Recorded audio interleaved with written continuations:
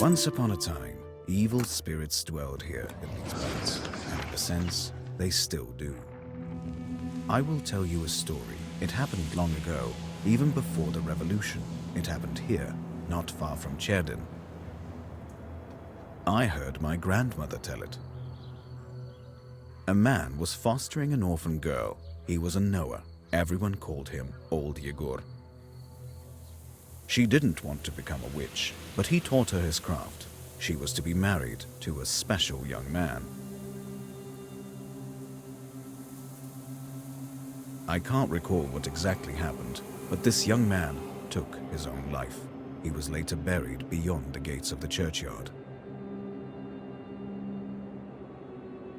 which meant that he would pass straight to hell.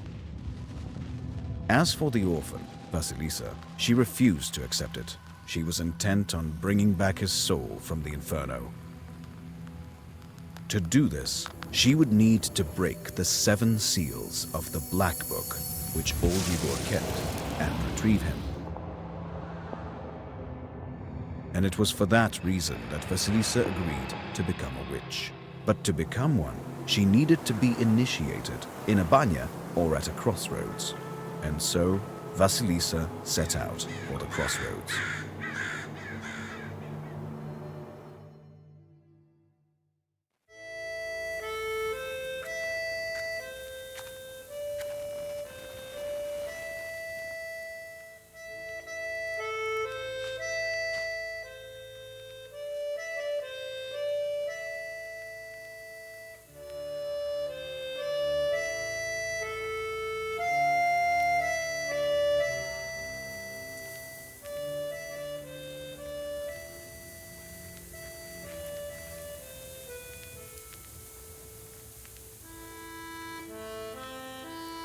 I slept poorly last night. Been waiting, hoping for you to return. But you haven't. Where are you now, sweetheart? Where you headed? Relatives. And from the warm summer, you've departed. There's no entrance or exit for you, it seems. Cold Mother Earth. There isn't even a churchyard fence to hold on to. Enough. I don't believe you would do this to yourself. It'll all be well. All will be well. I'll accept this knowledge from Grandpa, though I know what you thought of that. But there's no other choice. I'll drag you from that road myself. Sleep for now. Sleep. I won't be long.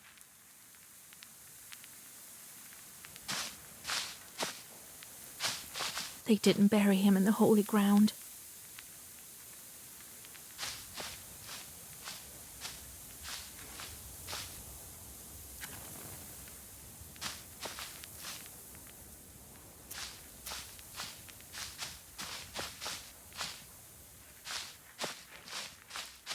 I need to go to the crossroads. The pine needles are golden with the sun already.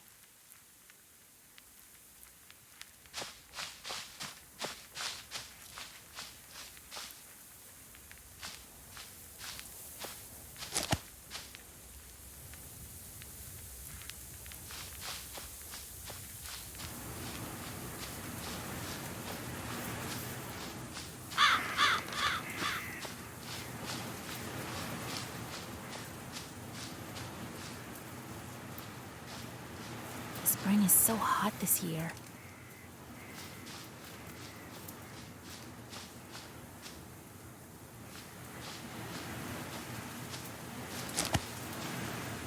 He guards Vilgard, it seems. I have to go to the crossroads. I have nothing to do in the village.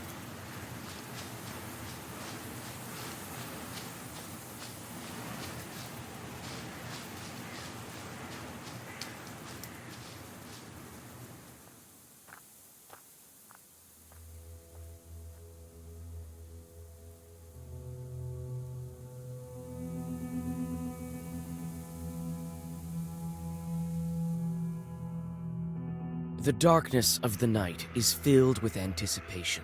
You're at Mikhail's crossroads, along with old Yegor. You know the ritual that has to be done, but you've never thought of what might happen once it's complete. However, The time to draw the circle has come.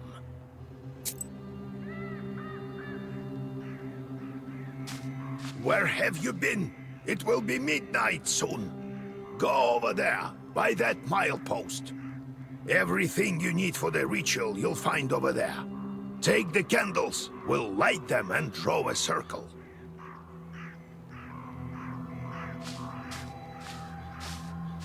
The crosses look old. It seems people were buried here quite some time ago.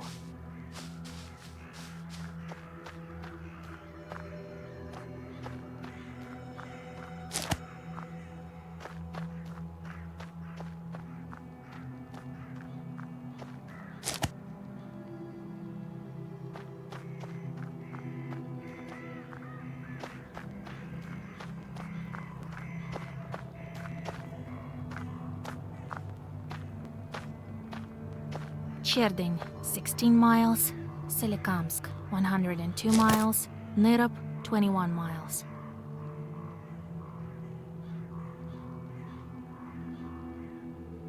This milepost has been here for a long time. The paint is almost gone.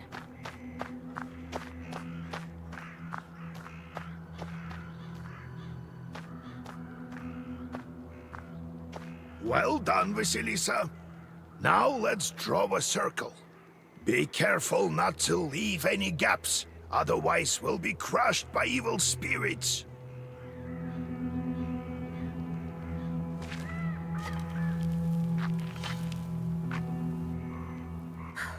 I've made a circle.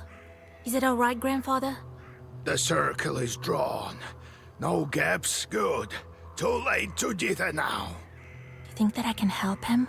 Sure you can. You can do anything when you have the book. So says the legend. Well, go on. It's time for you to take my knowledge. Such a long time we've spent together. Parting with it is bittersweet. Well, take it.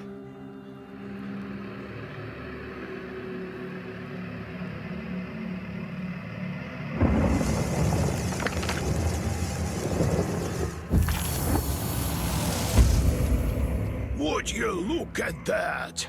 What power emanates from the book? The seal is open. It seems great sorcery lurks in you. Well, think about it later. Now speak the words I taught you. Oh, Grandpa. I'm scared. I don't know if I can. Don't you fret, Vasya. If you run, you'll perish. So come on, speak the words. And soon you'll be a witch. I know you won't falter. I'll get up without crossing myself, but I will go to the crossroads. On the crossroads, I'll draw a circle and step into it. And I shall speak. Good merchants, come and buy my cat. For this cat, give me neither inconvertible ruble nor a fine hat, but bestow me with knowledge of the dark and eyes with vision sharp. So as I have said, so it will be. My words are stone. Here are your merchants. Now listen carefully if you value your life. To become a witch, you have to defeat this demon. Time for your first Sagavar.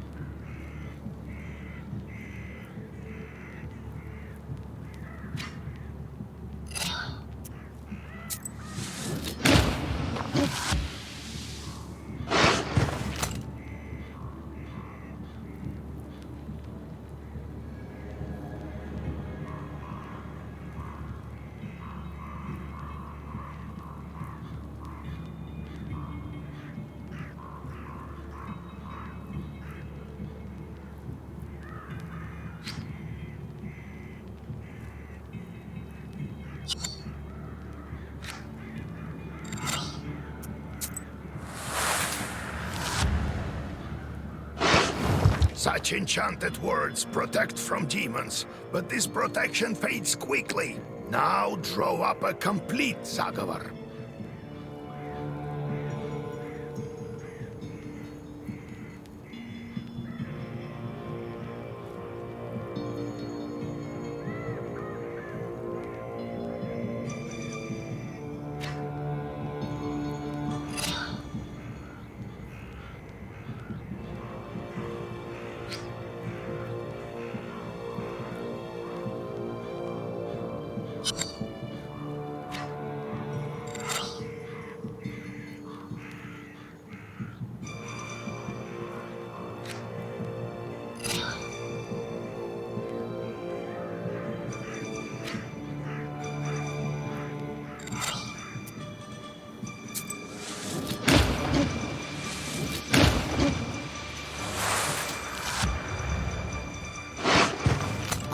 job, Vasya.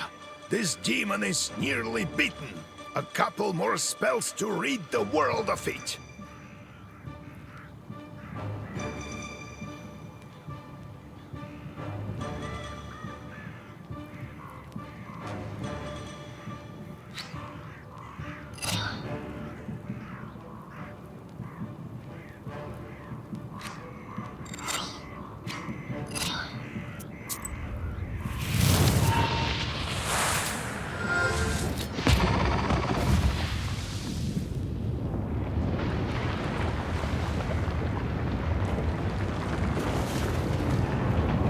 Take that, you monkey hellhound! What?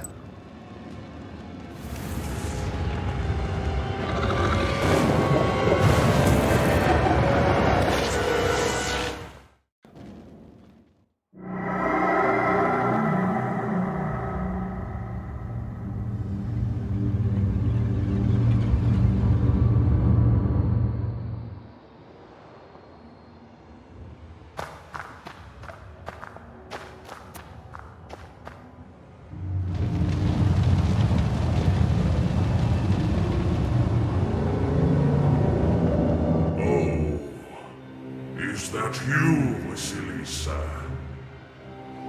I should congratulate you. The first seal is open.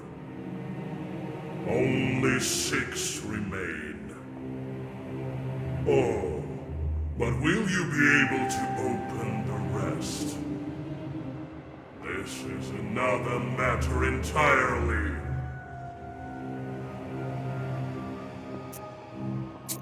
What sort of devil are you?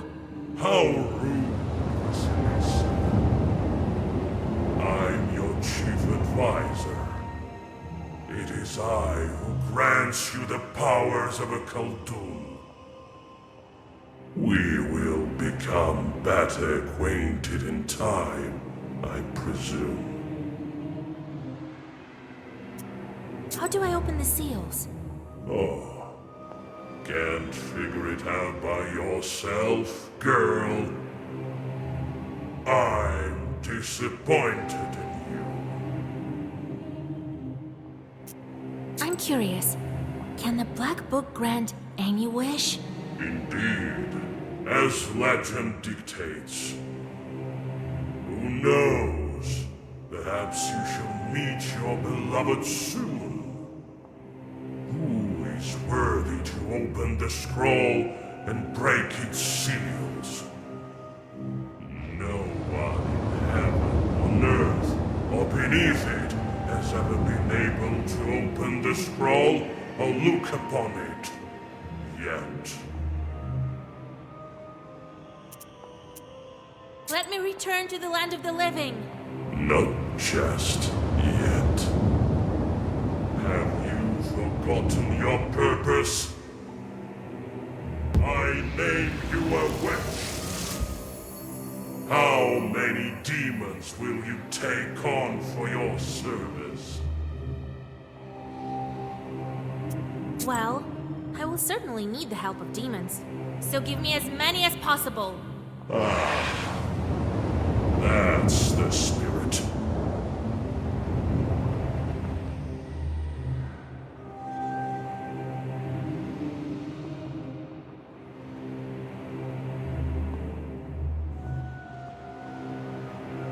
But you are still too weak. Soon you will have 3 charts at your command. That's enough for now. Now go. Perhaps we'll meet again. If you manage to open the seals.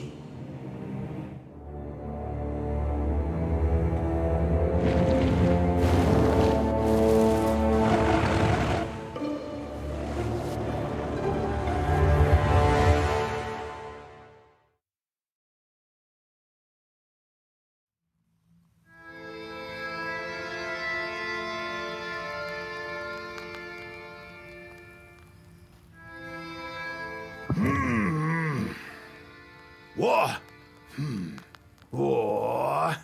Well, are you awake? The sun rose while you were coming to. Had to drag you home. I understand it's not easy to pass through the devil's domain. So, you've seen it? Huh? Are we home? Seems like it was all a dream. The devil made me a witch. Well, then it is a good day. What did I tell you?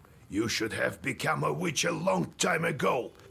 Well, what's done is done. The legend says that your wish is behind the 7 seals. I could never open the first one. Here's the second seal, the aspen one. How do I open it? Maybe it was the demon at the crossroads that opened the first. Perhaps. I think that demons do play a part, but what spirit is the aspen one? I'll have to rack my brain a bit. Maybe there's something in the books? You yourself are a witch now. I knew that you would not let me down. The news of your enlightenment has spread already. Must be the Susetkes who told the heads of the families. Now people will come to you for advice. I am old now, not many teeth left. My Koldun powers are waning. Now it is you who will help the people around here. Perhaps you will even find the right demon for your problem. Well, while you were coming to your senses, I've already spoken to most of the visitors. There's only one left. He's waiting behind the door. Look around for a start. Your book is over there, on the table. Do you remember how I taught you bookbinding? Afterwards, see to that visitor of yours. Some evil spirit has been giving him trouble. Got it? Have you yourself met this devil? I was initiated as a Koldun once. I saw this devil, who gave me my charts. I couldn't even lift the first seal. And you, who all you needed was one touch, and it's gone already. It seems there is great power within you. Got it? I got it, Grandpa. Time to get to work. Look for the spirits around the district. Maybe we'll get lucky with the seals. We should not tarry. Who knows? Perhaps after 40 days have passed, we won't be able to help. God bless.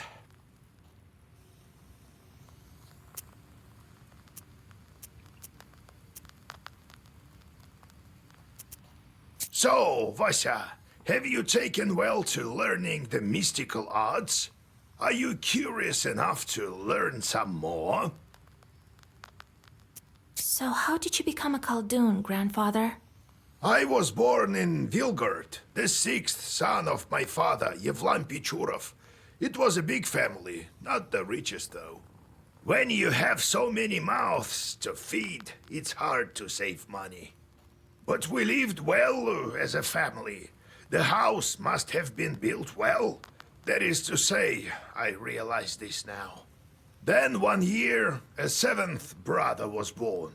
Timofey, he was called. He was a good lad. He grew up, but I didn't look after him well enough. Heavy is this sin of mine. I still feel guilty. Vasya, having chores is a trivial thing.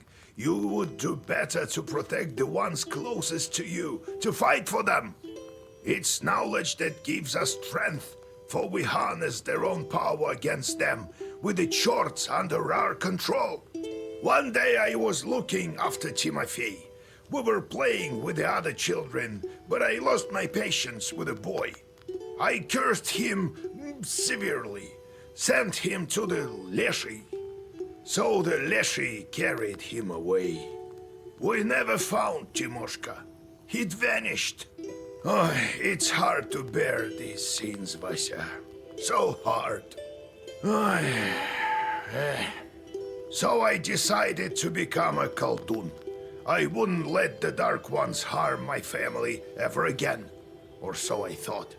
Well, I'll tell the story of how I became a Khaldun later. Ask me tomorrow. It's hard to remember all these things of the past. You'll understand when you're as old as me. How can I recognize evil spirits? How can I know when they're before me? Simple. You've been to the world of the devil, and now you'll see everything for what it is. The only thing is, the darkness will see you too. Demons and spirits will track you down, and as soon as you glance into the darkness, you'll feel their eyes upon you as well. Be strong.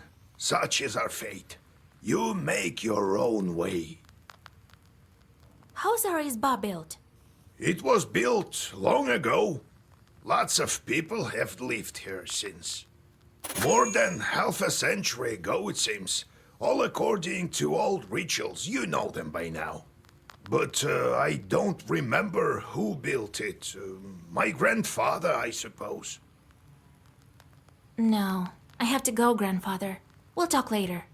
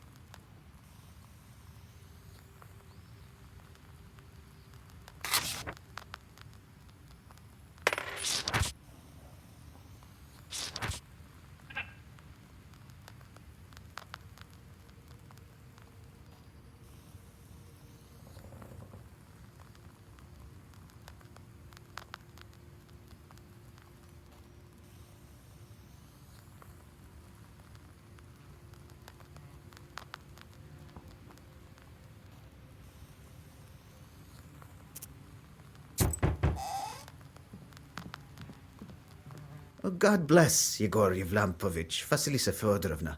God bless. I come bearing gifts. Some flour for your household. Please, hear me out. I won't waste your time. I'll tell you straight away. Something terrible is happening at the mill. We were working in the night when suddenly we heard some strange sounds. Then a shadow began to darken in one of the corners. Such a deep blackness. We ran for our lives.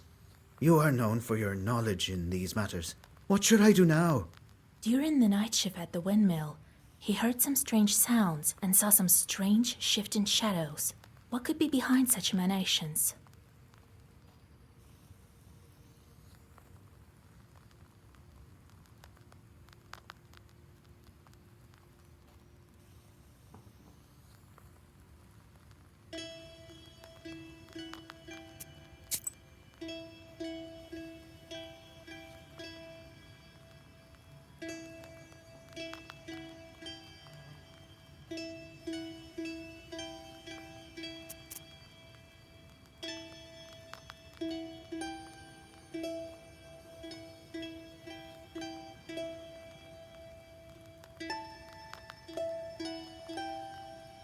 Why do you work at night?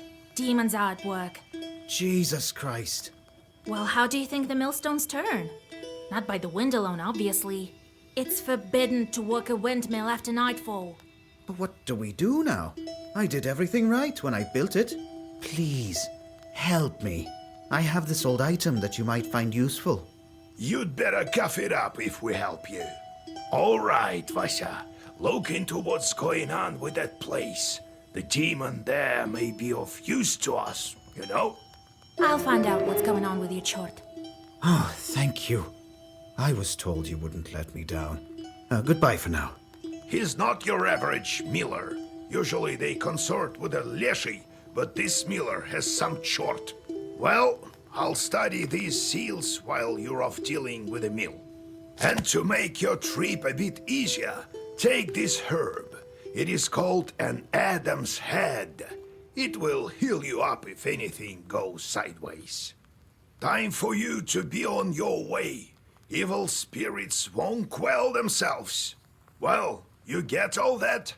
Wanna ask anything else? Where do I find this windmill? Don't you remember the one to the north of Vilgord? The devil haunts that place at night, people say. Go there and be back home by sunrise. We have much to do. How do I use the herbs anyway? Well, it's quite simple. Use them in battle to close up your wounds. Got it, Grandfather. It's time to go. See you tomorrow. Ah, wait! One more thing. I've sent a chort to Kusheva village. He must have cursed someone. Go there and fix it. You'll earn some money in process. All right, Grandpa.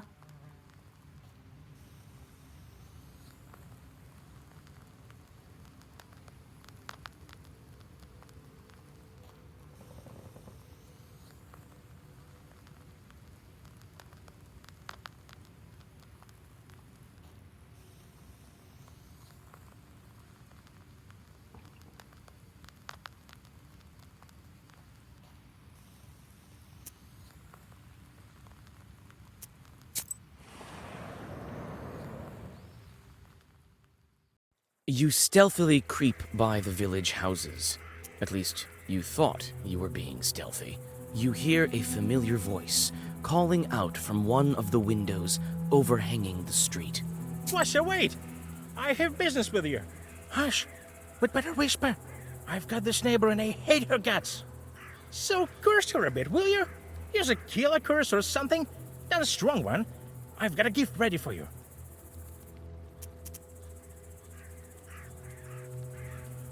I don't have time for this. I'm on my way to help the miller. You wait for the peasant to leave, then read a black Zagavar to curse him.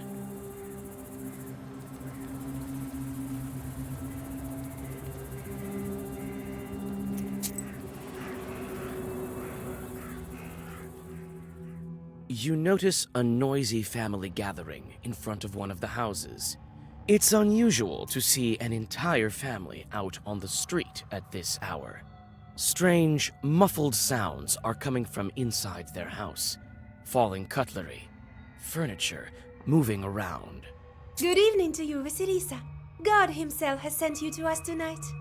Everything has been turned upside down in our house. The enemy of man is haunting our house. The devil himself is here. Everyone is scared senseless. How did it manage to get in here? It's no simple matter for a chort to get inside a human dwelling. What did you do yesterday? We just had some tea. Natalia likes it a lot. She's quite fond of tea. Then we prayed and went to sleep. And in the middle of the night, it all started. Tea time turned into a chort invasion. I wonder why these demons appeared in the first place. We left the windows open. Naturally, chorts crawled in. I'm not so sure about that. We've left our windows open before. You must not have made the sign of the cross over the samovar. That must be the reason. Please, won't you help us? Don't leave us this way.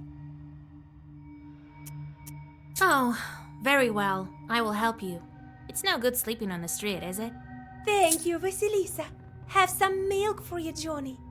You come inside the izba. Everything is in complete disarray. The chorts have certainly had their way here. You make the sign of the cross and take a couple of careful steps deeper inside. The demons have made a mess. They threw the dishes and cooking pots around, but luckily, the brass utensils seem to be intact. The most damaged part is the shrine in the corner. The icon cases are damaged, and the candles are broken. You approach the overturned samovar. Suddenly, it shakes and starts to move, and red eyes light up the darkened room. A demon is here.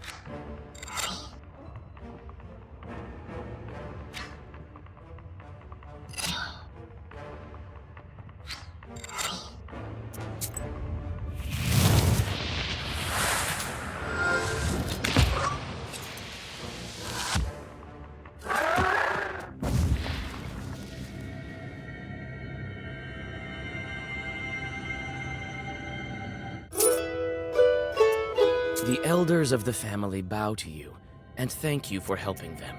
They also give thanks to God for bringing you here. The girl, Aksenia, assures you that from now on every jar in the house will be crossed.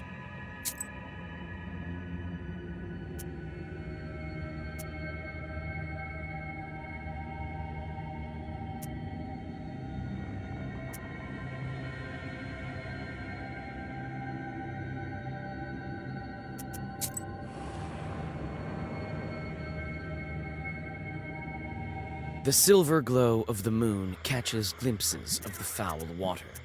The chilled northern night air is split by dull croaks coming from the swamp. You take a step back, then another one. You turn around. A black silhouette of a demon is right before you.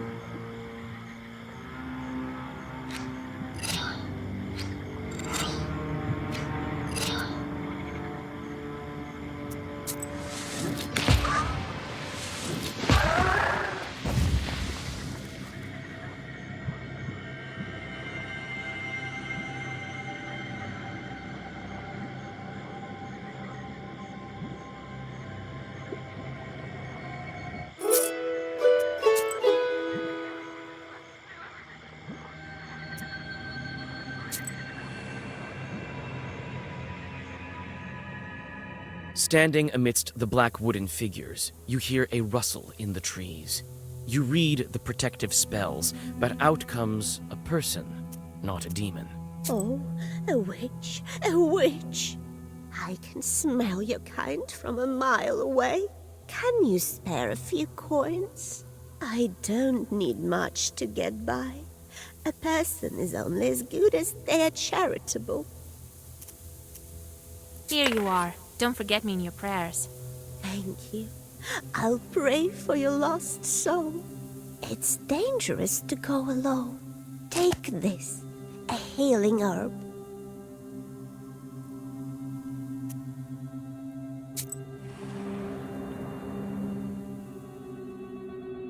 Near the forest's edge, you see a white towel on an old stump. Someone has left a bottle of milk and some piragi. Near these gifts is a birch charter. Peasants from Bigichi village are asking the Leshi to take care of their cattle.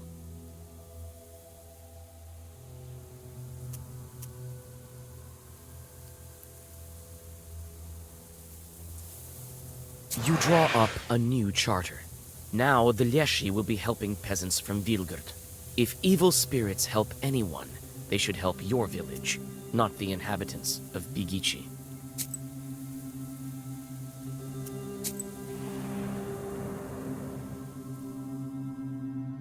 While traveling through the woods, you stumble upon a snake's nest. Baby snakes are still inside their eggs. Fortunately, the mother snake does not seem to be around. You make a small wall of stones around the nest and wait for the larger snake to come back. The mother snake soon returns. Seeing the barrier, she fruitlessly tries to get past, but soon leaves.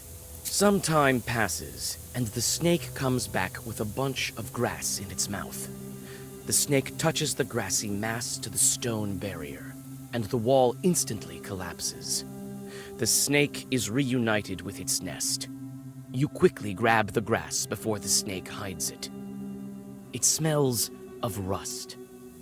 The only noticeable thing about it is the cross shape made by 4 leaves.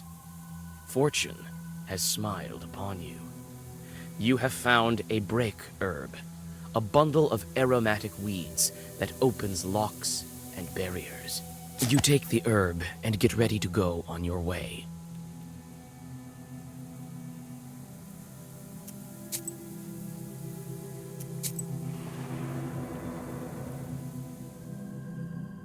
On a hillside near Kacheva Lake, you see two silhouettes. One is combing the other's long hair. There is something strange in his uneven movements, something that gives you shivers. The black figures disappear as soon as you recite the name of God.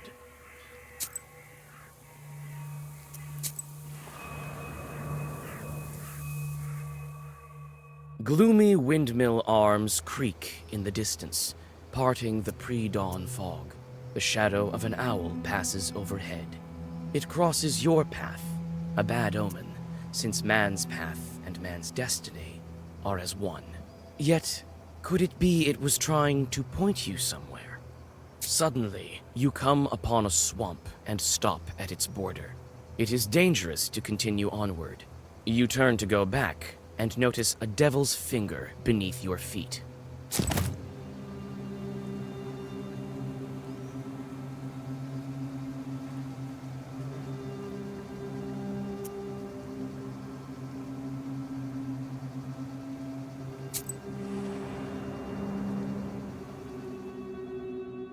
You meet two travelers from Bigichi village who are on their way to the fields. The three of you continue on your journey together. Near the mouth of a chasm, one of them jokingly tries to shove you into the pit. You play along, thinking it was meant in jest. However, a moment later, it stops being funny. The peasant is inhumanly strong. He overpowers you, and you go tumbling down off the edge of the chasm. You come to your senses at the bottom of a narrow ravine. The trees rustle loudly in the wind.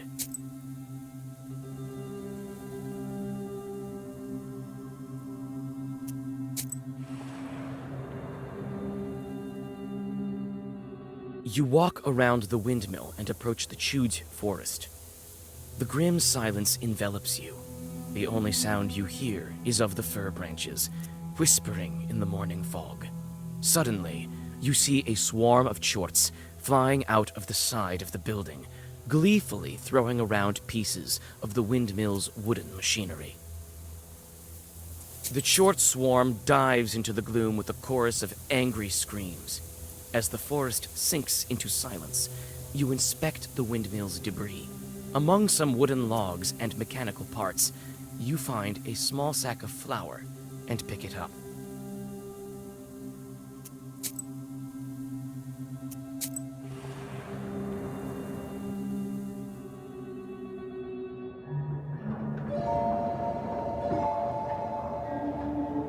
The spruce branches part, and an old mill stands before you. This place is filled with legends and stories from the surrounding villages. Those who visited this place at dusk, or worse, at night, speak of dark phantoms in the windows of the mill, of sudden gusts of wind and other devilry. It is what they call a bad place.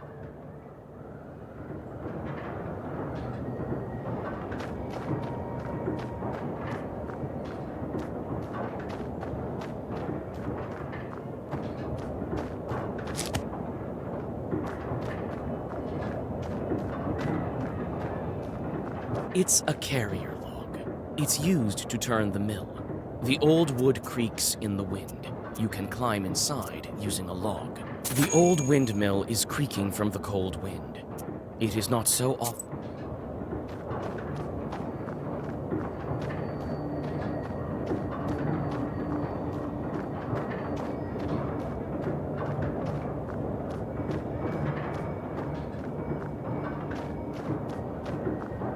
It's hard to see anything in the dark gloom of the night. Nevertheless, you feel your eyes getting used to the darkness. The black book may be aiding you. Amidst the thick grass, you spot an old axe, its blade covered with rust.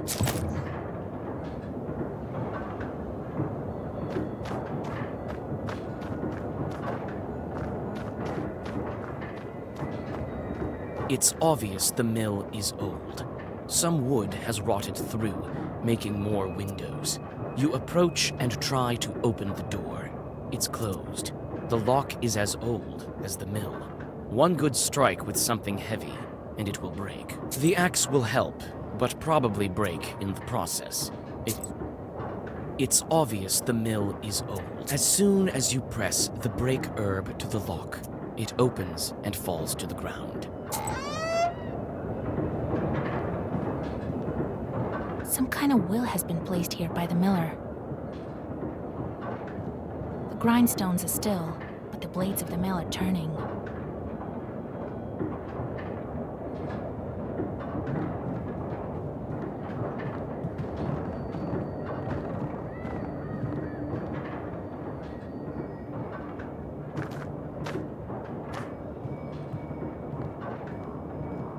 This chest is for various tools used at the mill. Nothing interesting. You study the cabinet. Among various krinkas, old pots, and birch bark containers, you find a sack with silver...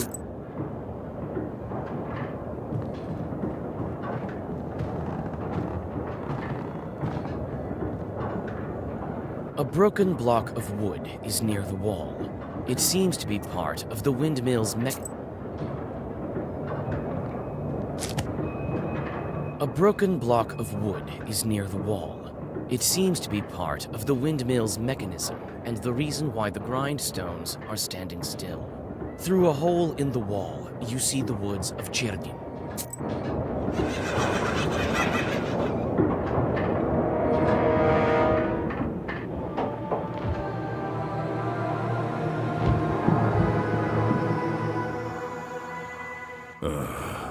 I expected to see a wretched old man, not a beautiful maiden.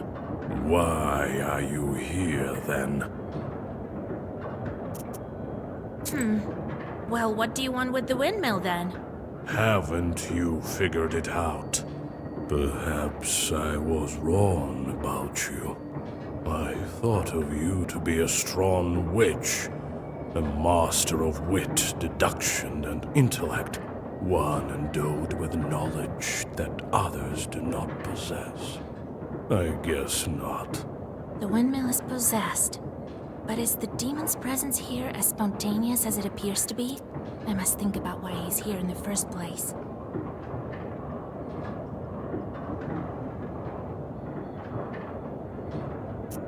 You were summoned by a sacrifice.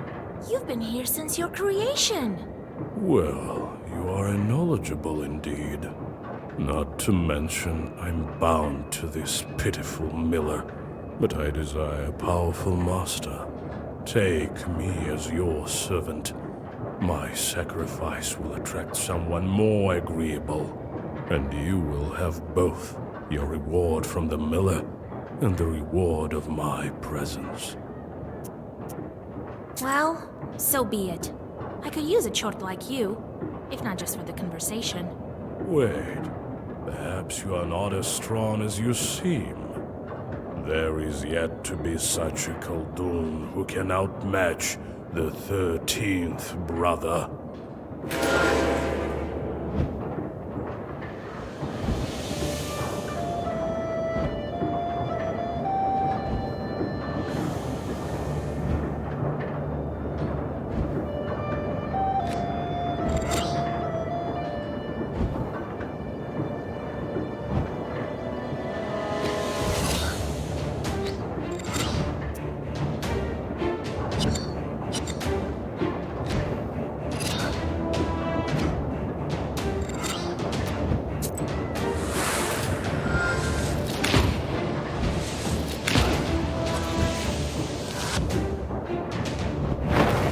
So arrogant. Do you really think you can defeat this ancient spirit? Yes, my book will help me. This can't be.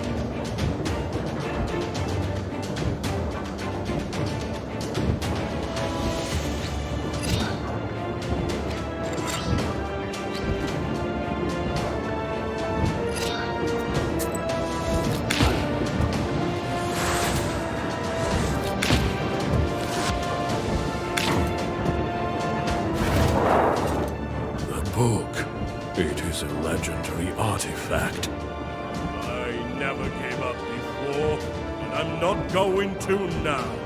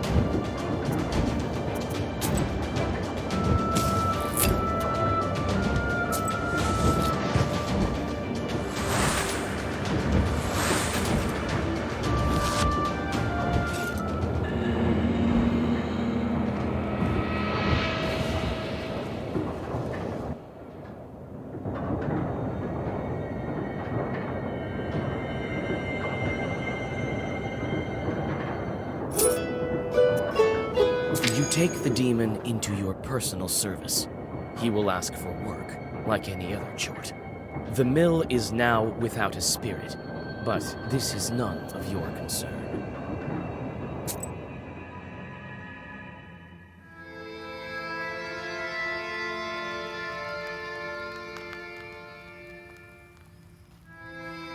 And then he disappeared.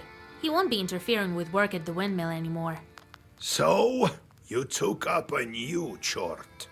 Hope it doesn't backfire. Well, while you were gone, I had some thoughts about the seals. Every single piece has its meaning, and every seal requires a demon. The second one is the aspen one. We'll have to think what to do next. The first seal was opened by touch, and that was all. How do I open the second? Well, not by simply touching the asp, that's for sure. I think we need evil spirits. So we'll find the aspen demons. Where do you think we can find them, Grandfather? I don't know yet. I'll have to think on it. Go deal with the things you can at the moment, and let me think.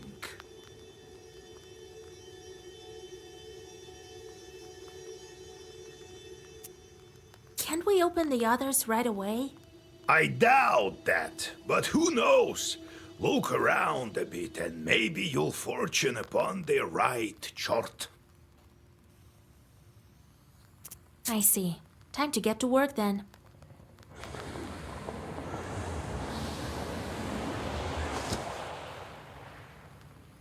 The chorts are back.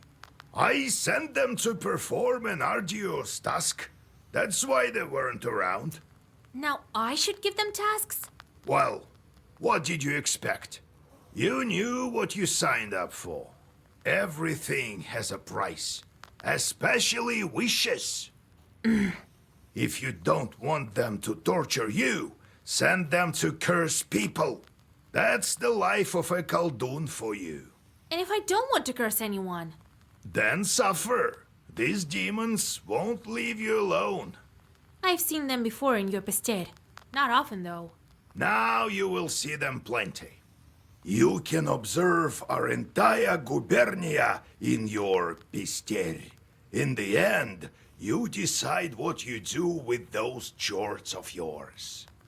God help us.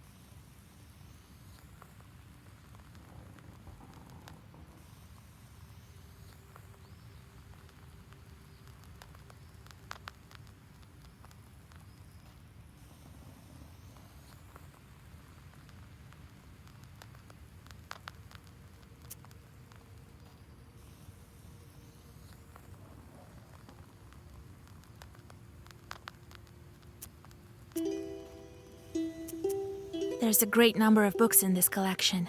Illuminated books of old as well. Black books are not kept here, however. They're in a secret compartment near the furnace.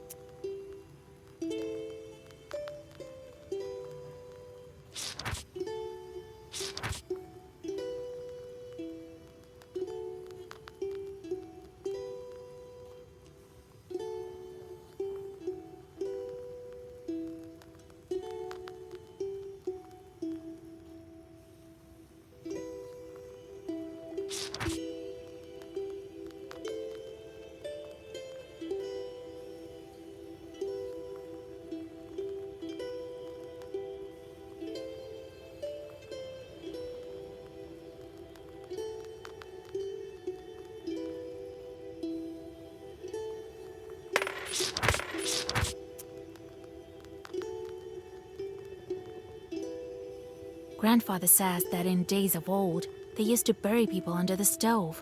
That is how the domovoi came to be.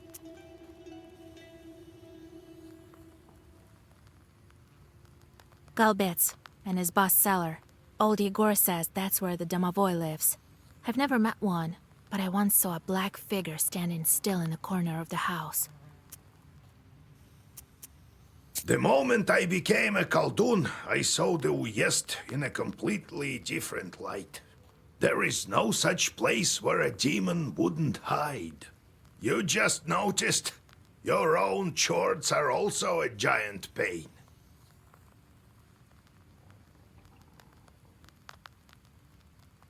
How did you come to be a Khaldun, Grandpa? Well, told you the other day about the demon stealing Timofey. That's the reason for it. Fighting the pointy-tailed. I heard once that shepherds are no worse. So I became a shepherd boy, helped Prokopy, the holy fool. I shouldn't mention him at night. Knew his way around the forest, that one, and how to find lost cattle. So I studied under him. Anyway, it's a long story. I'll tell you later how I received my knowledge. It's not like I got it from him, anyway. Had to bust my butt. In any case, see how I managed to teach you. Appreciate that. I do, Grandpa. What kind of man was he, that Prokopy? Not a kind man at all. But of great knowledge. Cursed a lot of people. Practically earned a living that way. Nearly cursed me once. Are shepherds really knowers? What makes you think they aren't? Why don't you try finding all the cattle in the forest without a demon's help? One has to know how to ask the old man of the forest for help. And in case a demon steals a cow or something, you have to be able to get it back. You'll have to learn. What did you think? Shepherds lie on their backs all day. You wish. Demons are the one turning the grindstones at the mill. Well, the miller won't turn them, that's for sure. Can't the wind spin them? Do you have to use demons everywhere? It's dangerous, and a sin to boot. Well, what did you expect? It will soon be the 20th century. The demons might make it easier. If they can start making flour, who knows? Maybe we can teach them to reap, too. You've heard of steam engines, huh? I think there's a steam chart inside, like the one you can find in a samovar. How did you manage your own chores? Nothing to it, really. Just give them something to do. The only thing is they can't manage every task well. Their job is to wreak havoc. They don't like any other sort.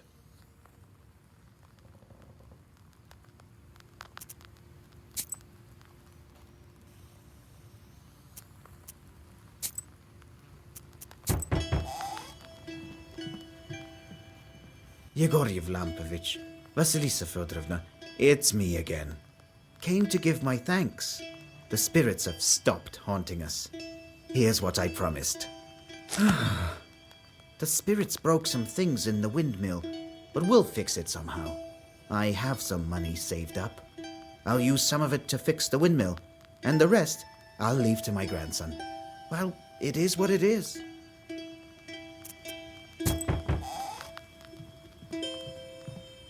Did you study your black pages or not? I'm the one with the aching bones here. Ah, damn knowers. All you can do is lance boils. I'm off to work. Good riddance. Don't give yourself a hernia. Some people.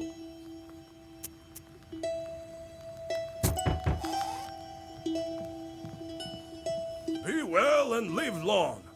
My godmother sends a jug of milk and sends her regards. Kolya, is that you? Hello, old Igor. So, you're back. Yeah, it's been at least a week. You sure have grown tall. How tall are you, exactly? 12 vershoks? Well, what brings you here? I heard about your man, Vasilisa. It's hard to lose loved ones, I know. However, I'm here for another reason. I need your help. Yesterday evening, at a get-together, I made a bet with the lads. They dared me to enter Banya at night. I don't believe all this supernatural stuff you see. When you go to war, you see things you know. I entered this old Banya, the abandoned one, by the river. It was around midnight. I opened the door and saw a sort of blue light, and it was quiet. I reached into the stove, you know, to take a stone. They wouldn't call me chicken if I showed them proof later. Suddenly, a hairy paw grabbed my left hand. Here, look, it left a mark. That devil didn't let me go. All of a sudden, some female voice said, "Marry me."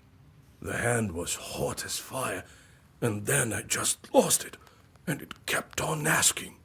And she still held on to me, wouldn't let go, so I told her I would. Then she let me go. I ran as fast as I could. Damn this demonic power. You're a knower. Help me, would you? Nikolai visited the Banya at midnight, and something grabbed him. What might that be? The Banya is near a river, so that was a rusalka. No, there's a separate master with its own banya, that's it. Or perhaps a mistress. That was a bannik. Lord Almighty. So its hand was hairy. What else did you notice? I couldn't see anything. It was completely dark. The hand was black and hairy. What did you do with the stone? Well, I took it with me. To prove to them I wasn't yellow. Didn't tell about the demon, though. Dropped it off at home later. I told my godmother, and she sent me here right away. Ah, wise woman, your godmother. All right, I won't leave you to the wolves. Vasilisa, take a closer look at the demon. This banyak may have an aspen seal on her. Go to the old banya tonight, both of you. Talk to the demon and find out why she wants to marry you. You, Kolya, use this balm on your left eye to see the demons. Don't forget the stone, Kolya. I'll wait for you outside.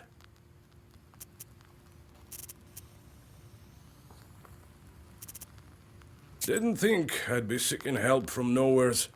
I've always depended only on myself. My military service? Well, it's quite a story. Maybe later.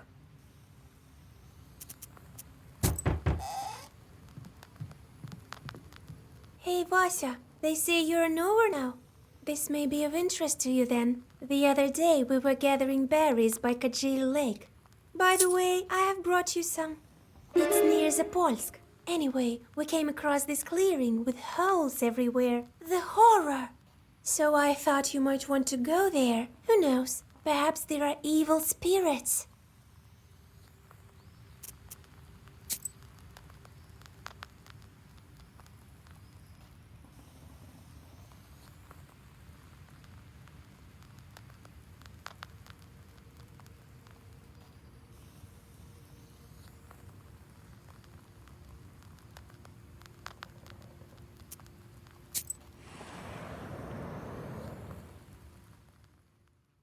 You notice a black silhouette on the road.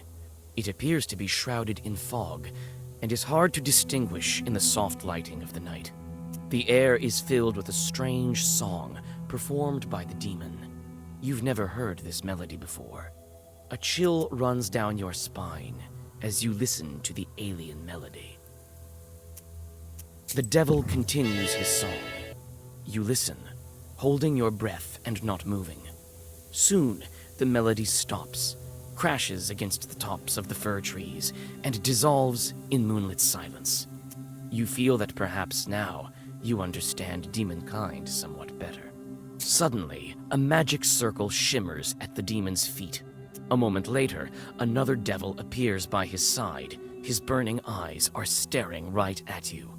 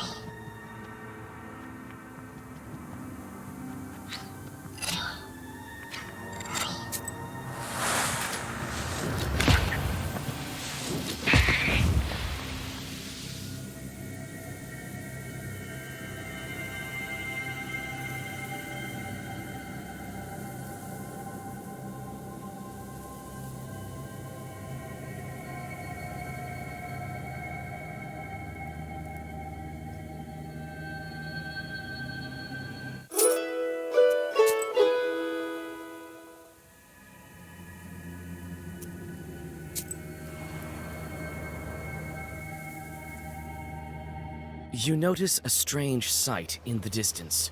A ball of snakes is rolling around the woodland road, scales glittering in the moonlight.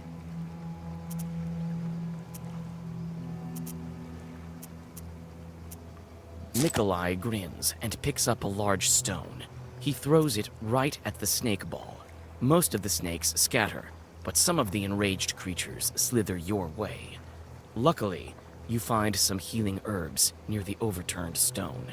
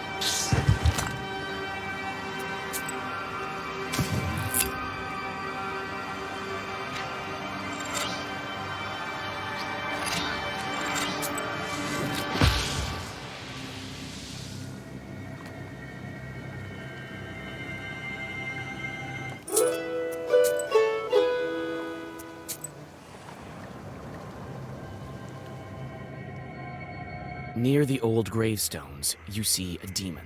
His eyes are focused on the sky. It seems that he is in deep thought. Oh, it's you! I remember you falling into hell. What a talkative chort. Well, what's so special about that? Me, I flew out of hell and decided to stay for a while. Help me find an answer to a question, and I'll reward you, witch. Well, sure. Ask away. I'm searching for an answer. What are the 3 kinds of dates? You go out on a date with your loved one. Well, that's one. What are the other 2? What are the 3 dates?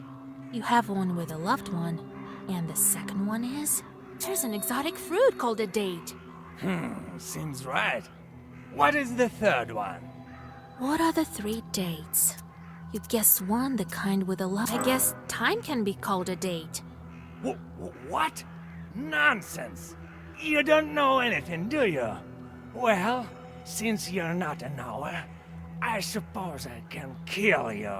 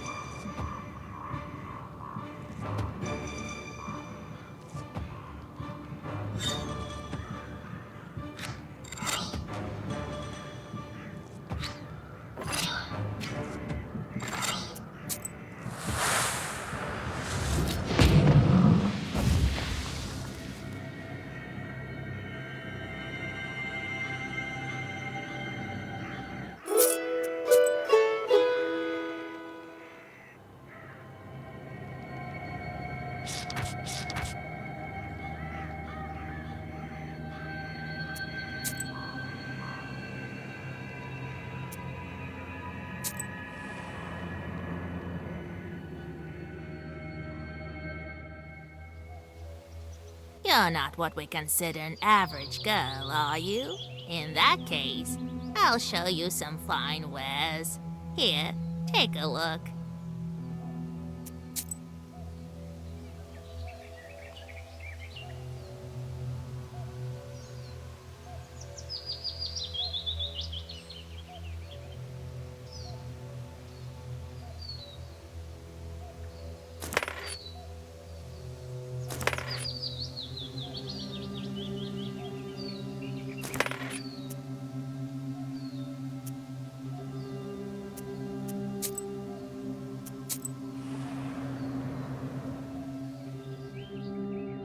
Like a gloomy skeleton of an unknown beast, the old remains of a burnt house stand before you. All the logs are charred black. Some of them have collapsed and are covered with moss. Only the white stove gleams in the moonlight, still intact, even after the fire. You walk around the house. The inside is dark, with logs poking out like the rotten teeth of a dead man. You see a shaggy silhouette of a demon inside. You take several steps inside the hut.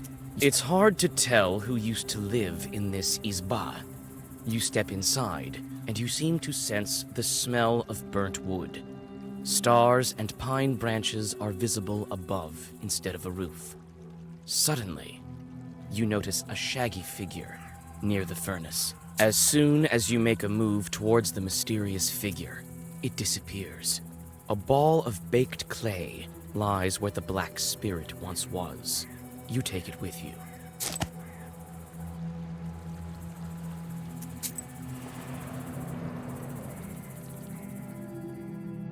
You see a friendly flame burning in the distance. You come closer, and soon you are standing in front of a lonely church. Inside it is warm and cozy. It smells of incense and old wooden sculptures. Soon you hear a calm voice. So you're wandering at night again, Vasilisa. Be careful on the road you travel.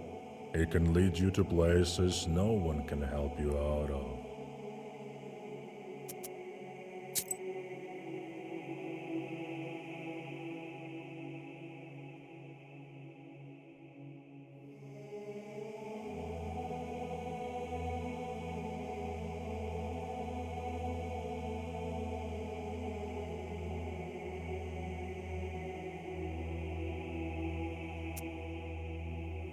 I have a feeling that you've had a hard time getting to our church. A real hard time. You read a prayer and rest a bit. Goodbye, Holy Father.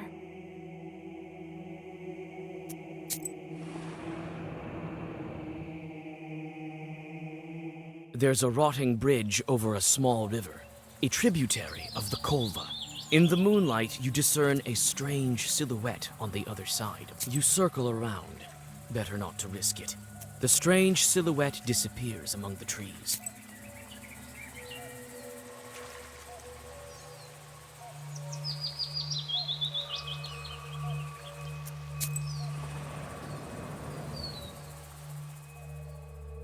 Night travels are not the most convenient ones. In the darkness, you can stumble upon any kind of evil spirits. This is precisely what happens now. You step into a silent meadow where a demon is drinking tea from a samovar. He notices you and invites you to join him. You drink the tea in silence, with the demon's glowing eyes fixed upon you. You feel uneasy and try to finish the drink as soon as possible. Suddenly, you feel a metallic taste in your mouth. Looking inside the cup, you discover that you've been drinking blood. The laughing demon disappears, along with its samovar.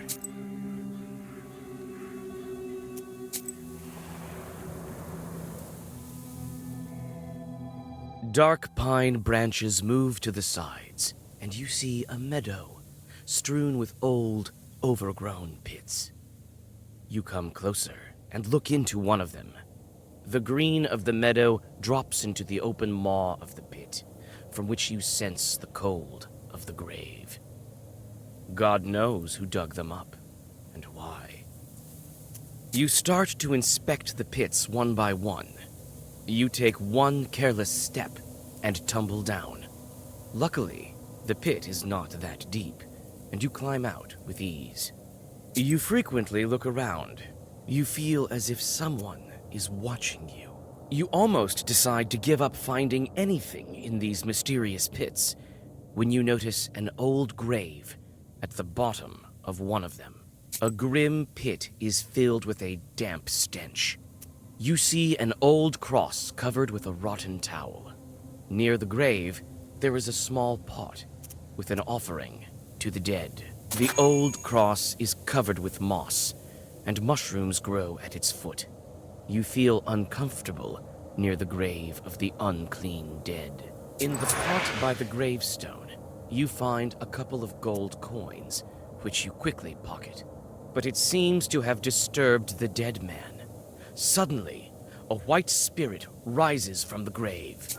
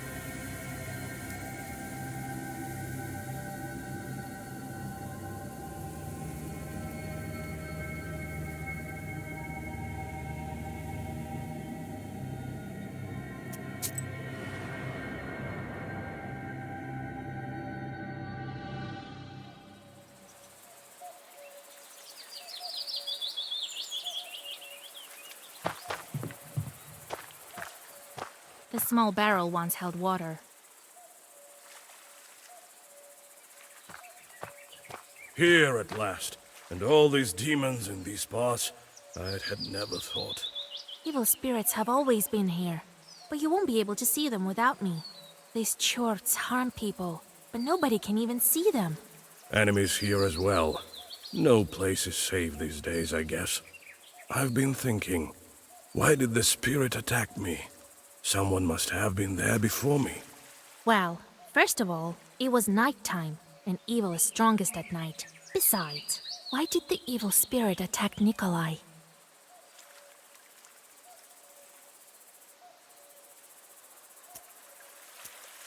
Bannock sure love their rituals. You didn't ask to be let in, did you? No, I didn't. I just walked in. Well, there you have it. The spirit took notice of that right away. You don't say. The banya has sunk a little. That's why it got stuck, I think. You're a strong fellow. You open it. I can do that, sure. But could you put Zagavor or something on me so no one grabs me? Wait here. I'll look around first. This banya sure sank low. The door's stuck. Here it is. The old banya. The things it saw during its lifetime.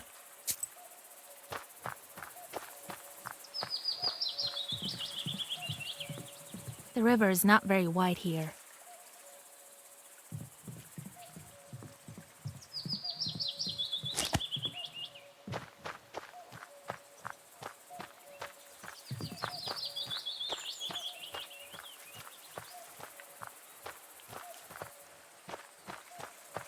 Well, is it time?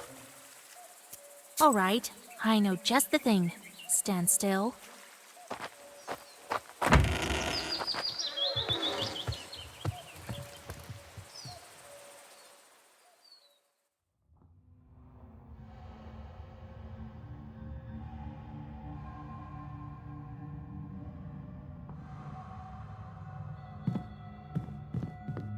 All the shelves have rotted through.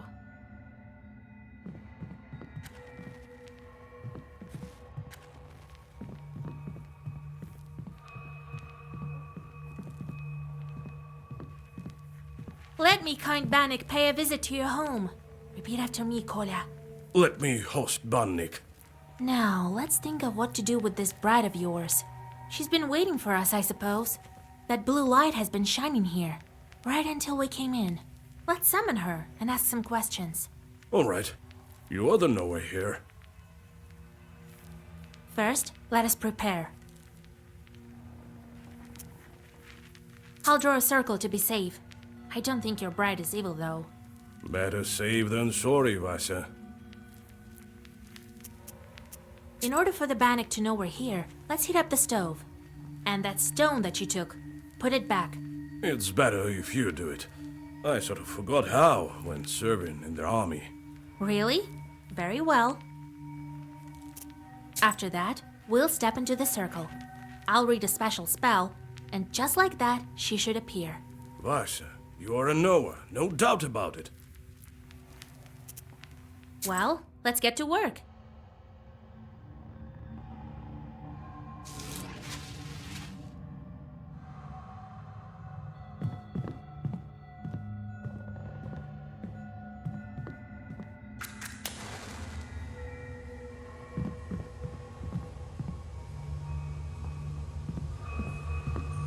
Well, is it time? Yes, it is, Kolya. As soon as I start reading, the demon will appear. If you step out of the circle, she'll strangle you. All right, I get it. I'll stand still. Here we go. Bannock, my hostess, let us wash in steam.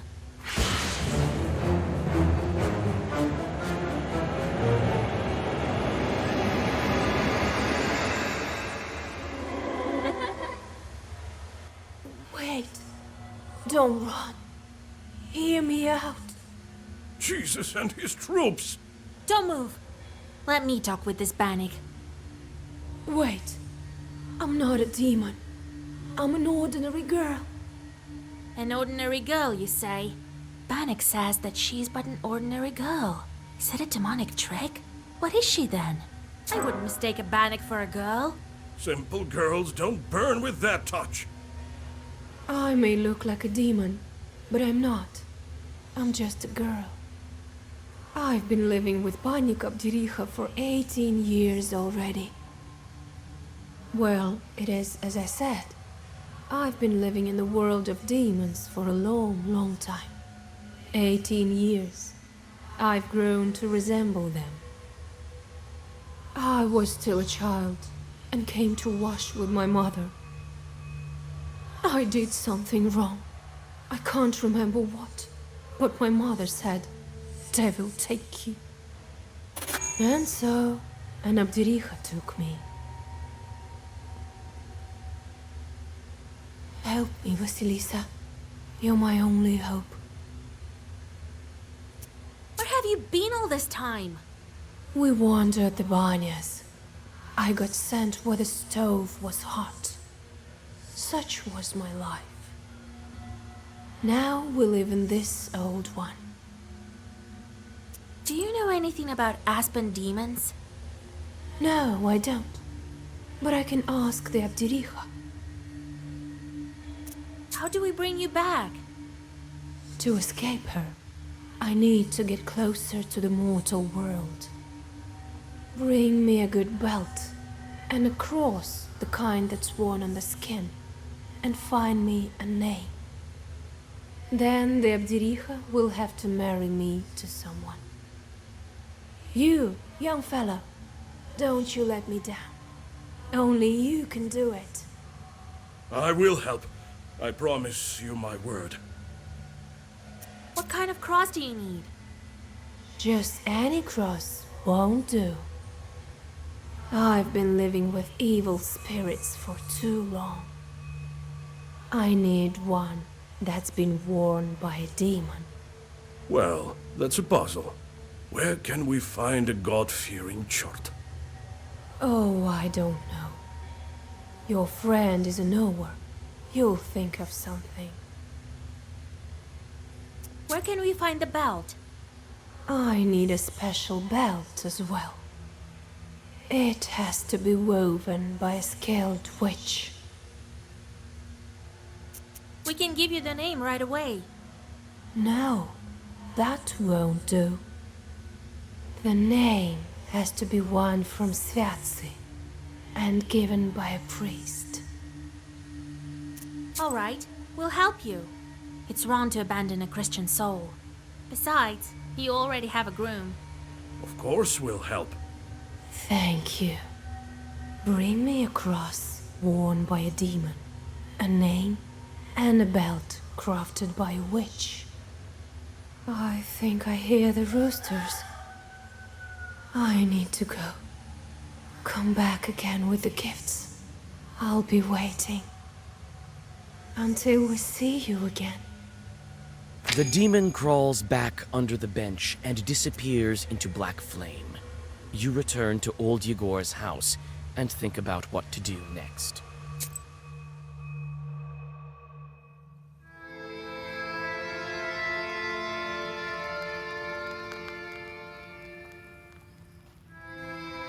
But she needs a cross that was worn by a demon, a human name, and an enchanted belt. Then she hid under the bench. What a job you have. Worse than fighting the Turks. This is our destiny. A changeling, that bride of yours. What's a changeling? The Bath spirit must have switched her at birth, I imagine. Now, Vasilisa, can you guess how shall we lift the aspen seal? What demon is necessary for the book to open the aspen seal?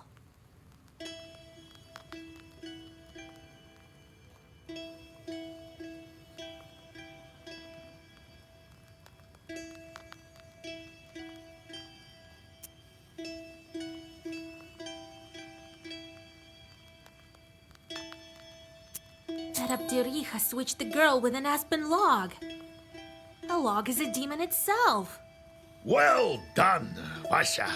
My teachings weren't for naught.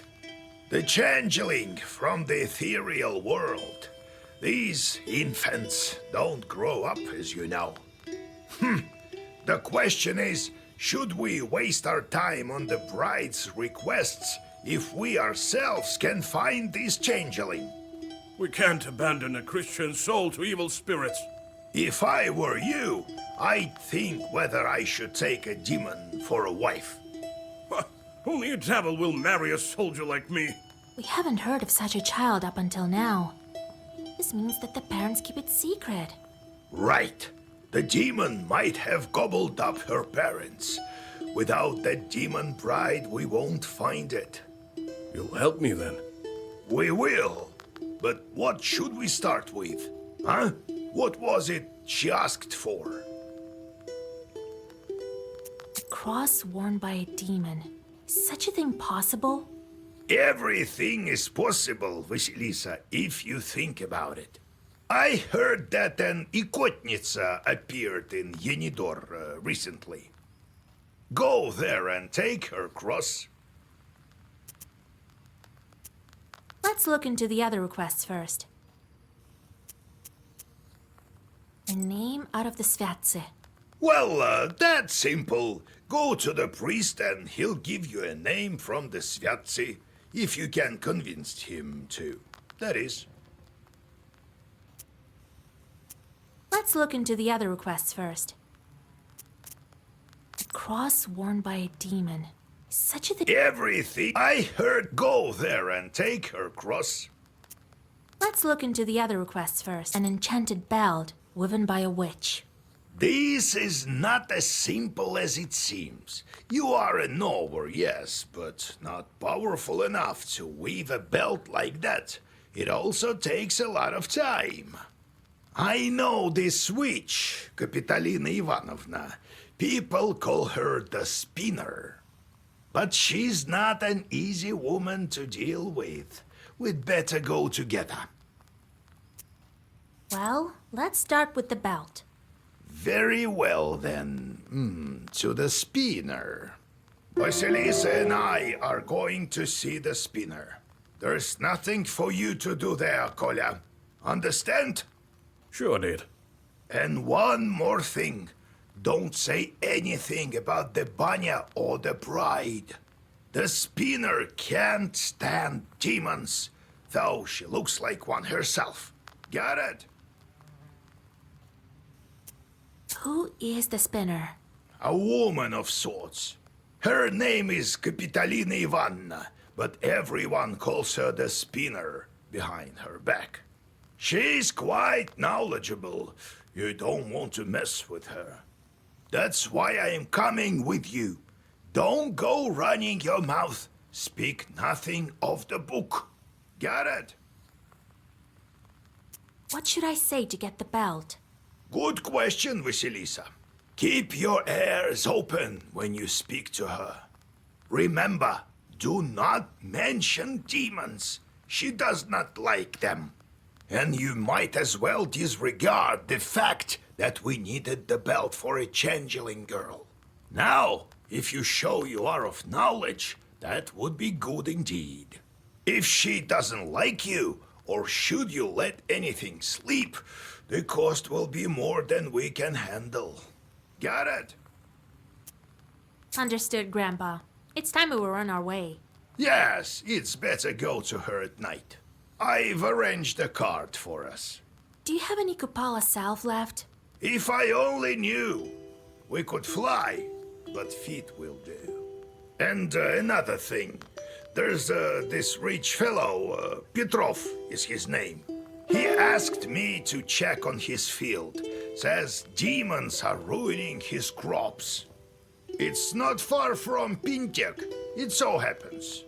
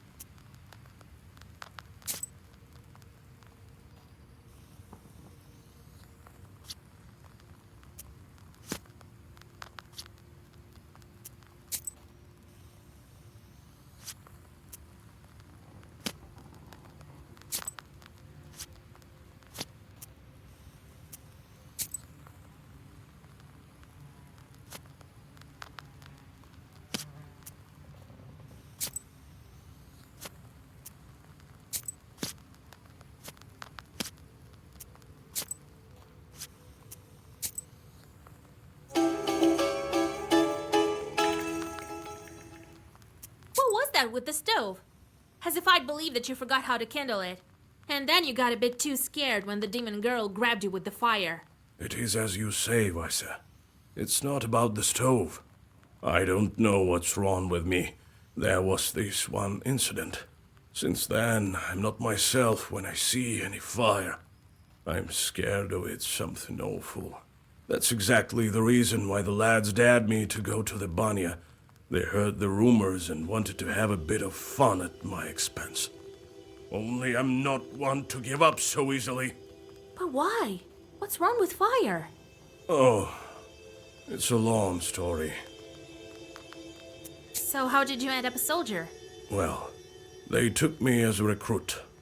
You were just a kid then and don't remember much about it, I gather. Old Yegor just took you in after your parents. Well, when you went into the service, was it by your own choice? Aye, by choice. To be honest, some other lad drew the lot, but we have a large family. And I'm a hot-headed guy. Right, and a fine one. Ha! Quite right. It was my decision. I made my way to my field regiment, and they sent us to fight the Turks. Did they give you your cross there? Aye. That's a different story. I'll tell it later. Do you plan to marry that girl or not? Let's help her first, won't we? She must be a strong girl to pull through that sort of thing. Maybe God sent her. A demon? Sent by God? Well, she said she was a changeling, didn't she? The girls of my age are all married. Who would marry an old soldier anyway? Only a demon. About the fire. Would it take very long to tell the story? Maybe not that long. Anyway, don't be such a bath broom.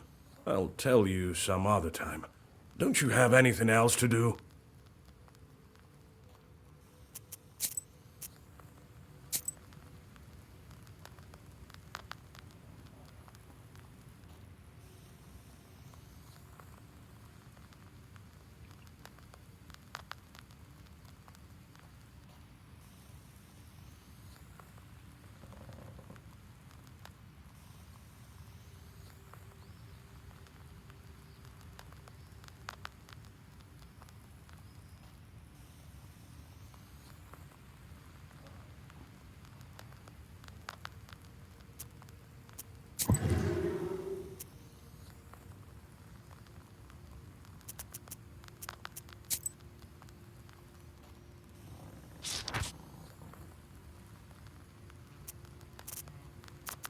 Vasilisa, listen.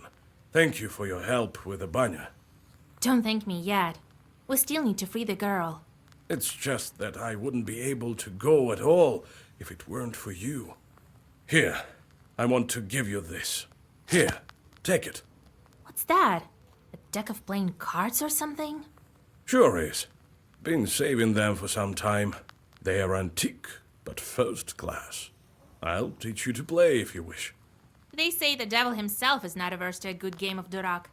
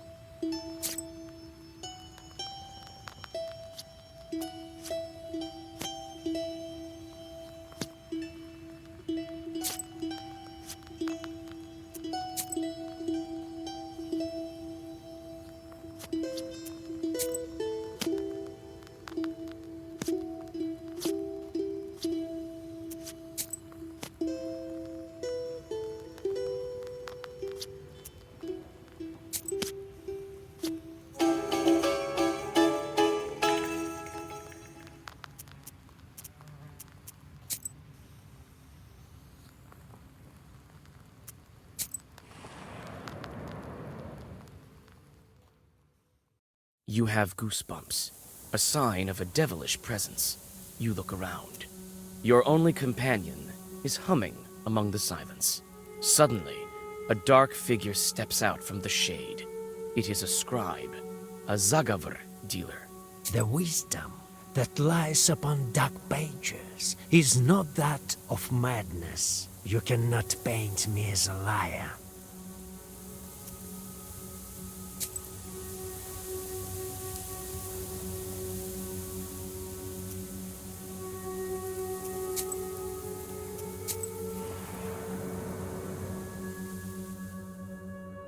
You catch a whiff of the disgustingly sweet smell of rot. Cold fear enters your soul when you guess what might be the source of the smell. A human body lies nestled in the grass.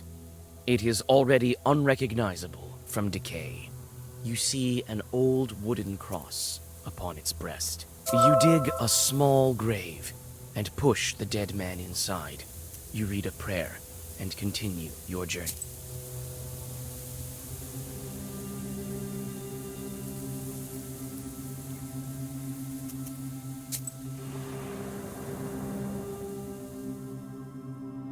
Despite the late hour, sounds of celebration are coming from the village. It turns out that a festive dinner has dragged on and turned into a non-stop festival. You notice the worried host, who looks like he can't wait to say goodbye to his guests. You offer to disperse the festival for the host. His distrust of you vanishes when, after a couple of your Zagavrs, furious winds send the suddenly worried guests scurrying home. The host rewards you with some of the dishes from a banquet table.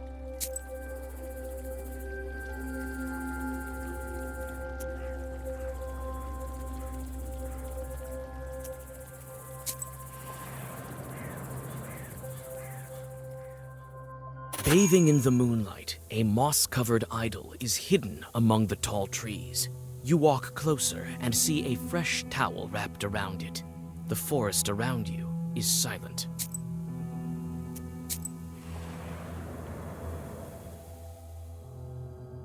You meet a girl walking in the direction of Panteg. In her hands, she clutches a spindle that is emanating dark power. Old Yegor smirks. Another of the spinner's victims. You call out to the peasant girl and convince her to get rid of the cursed spindle. Surprised, the girl follows your advice.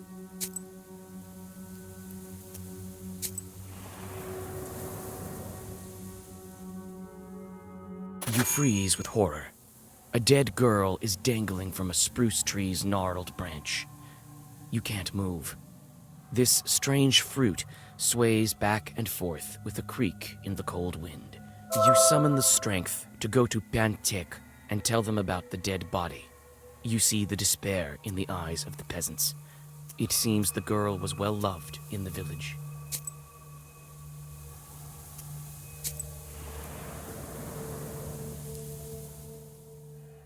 You feel at ease as you walk down the welcoming street of this village. A calm silence surrounds you. You almost pass through the village, but the silence is broken by loud laughter and the sounds of an accordion. Vasilisa, is that you? Come on, join us. I don't have the time. Come on, your work is such a bore. 5 minutes here won't kill you. All right, I have a little bit of time.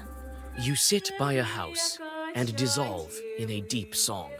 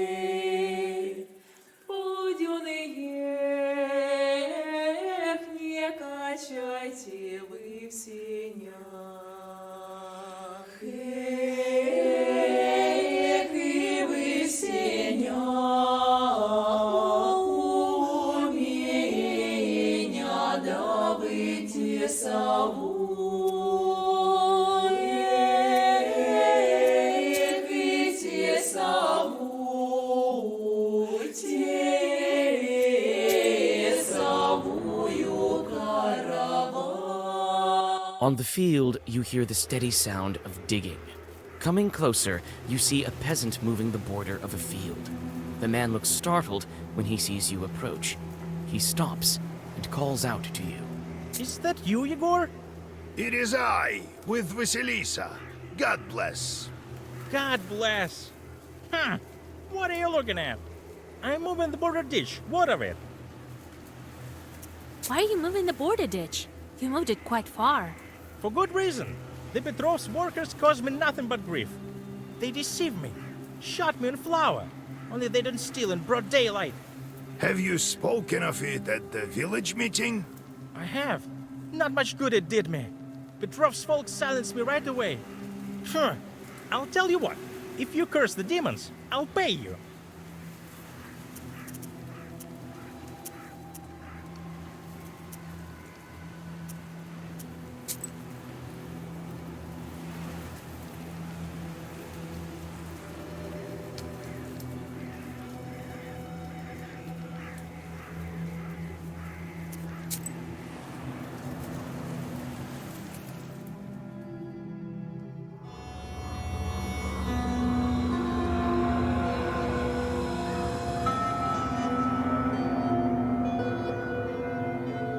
The closer you are to the house of the spinner, the more ominous the woods get.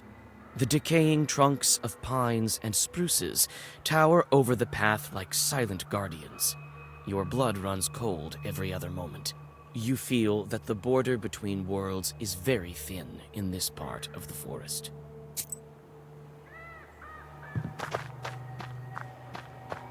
There are bright streams of some kind on the path.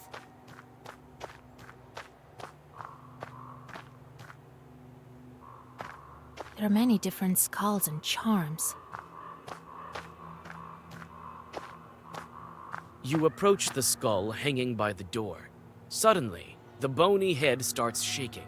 A burning coal that serves as an eye socket stops you in your tracks. Oh joy, and Noah, are we? Finally, some fun. My eye isn't what it used to be. Who's that old timer over there? I think I know him. Will you let me pass to see the spinner? With pleasure, but I'm ordered to test Noah. If it were up to me, I wouldn't be hanging around here in the first place. Anyway, we'll do it just like in the fairy tales. I'll give you 3 riddles. Solve any one of them, and I'll let you through. Solve none, or refuse to answer, I'll take one of your eyes. I'm short one, you see. I'd say that's the least of your problems. Well, are you up to it? Wait, answer my questions first. I have no answers for you. I only ask questions. Well, are you up to it? I want to look around first.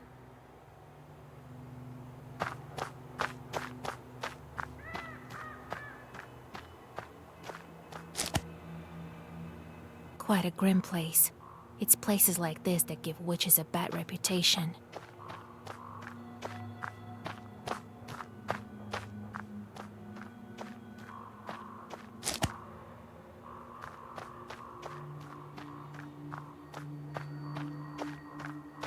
So, how do you like this Izba? Ours is quite a bit cozier, isn't it? Go speak to that skull. He's a doorman of sorts here. That's the spinner for you, always thinking up something crazy. What do you mean, speak to the skull? I mean that it used to be a Khaldun.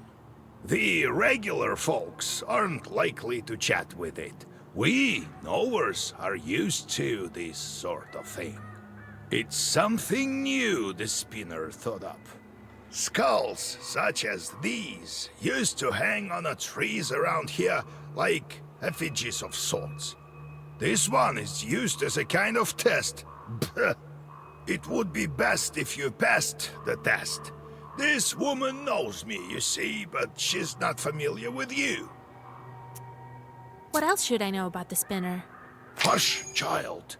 These skulls report every little detail to that witch. Keep your lips sealed. What's with the yarn on the paths? You see it, do you? Ordinary folk don't. The yarn binds some poor Christians to the spinner. It's a strong and dark sorcery. You had better go and speak to the doorman.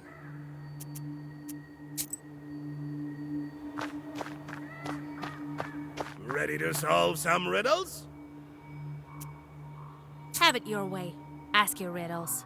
Listen to the first one, girl. There is a hamlet, folks packed together tight. Come morning the cock sings, yet no man stands upright. There's a hamlet, folks packed in tight. Come morning the cock crows, yet no man stands upright. A cemetery. Proper dead men do not rise from the graves. Correct. You solved the riddle. Only that man don't rise in the morning. Believe me, I know. You may pass, or you may try to guess another. Let's riddle some more. Listen to the second riddle. Lame chicks in a lawn, dry wood they haul. Wound up in a ditch, can't move an inch.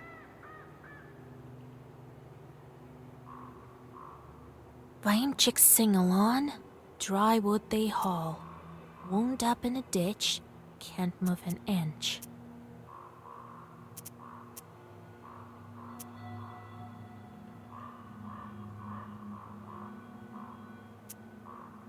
The priests are singing for the dead. It's a funeral procession. Correct. You guessed it. I remember those songs. You'll hear them too soon enough. You may pass, or you may try to guess another. Let's riddle some more. Steal a quine, tale of twine. Steal a quine, tale of twine. Well, that's easy. I'm here to see the spinner after all. It's a needle and a thread. Correct. You guessed it. Look at you. You should know your riddles. That makes you a powerful witch. Well, you may pass. We can riddle some more.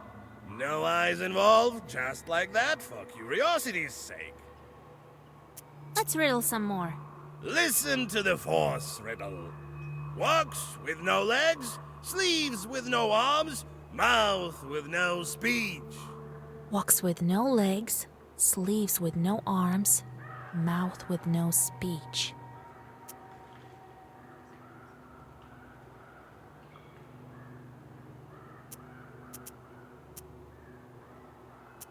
A clock goes and tells time. Hey, but they don't call the hands sleeves. Shadow is the answer. I can riddle you another one. All right then, I'm off to see the spinner.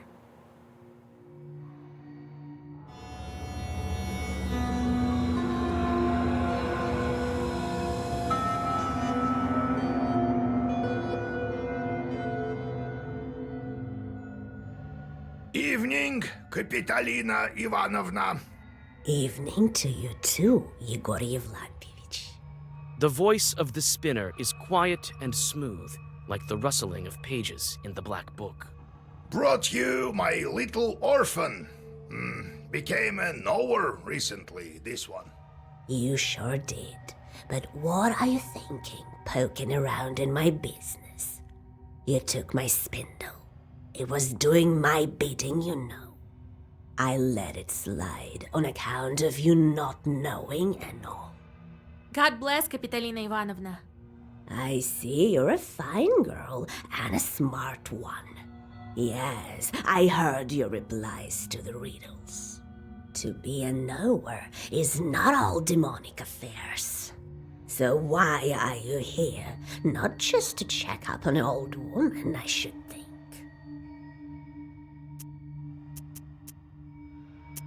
I saw a dead girl in Villas of Woods. That was Marfa, I would guess. Didn't have money for a love potion. Was quite desperate, I gather. Well, it serves her right.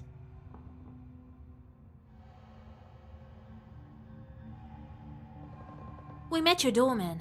What of that skull? Some lousy Khaldun. And Nerik, God rest his soul. Hasn't served his time yet, so he helps me around the house. I wanted to ask you about this yarn you have here and around the house. This witchery is not yet for you, Vasilisa. In time you'll learn, perhaps. It's not the same as sending fiends for milk, mind you. I need a woven belt. A powerful one, Kapitalina Ivanovna. Yes, I know you came for a belt.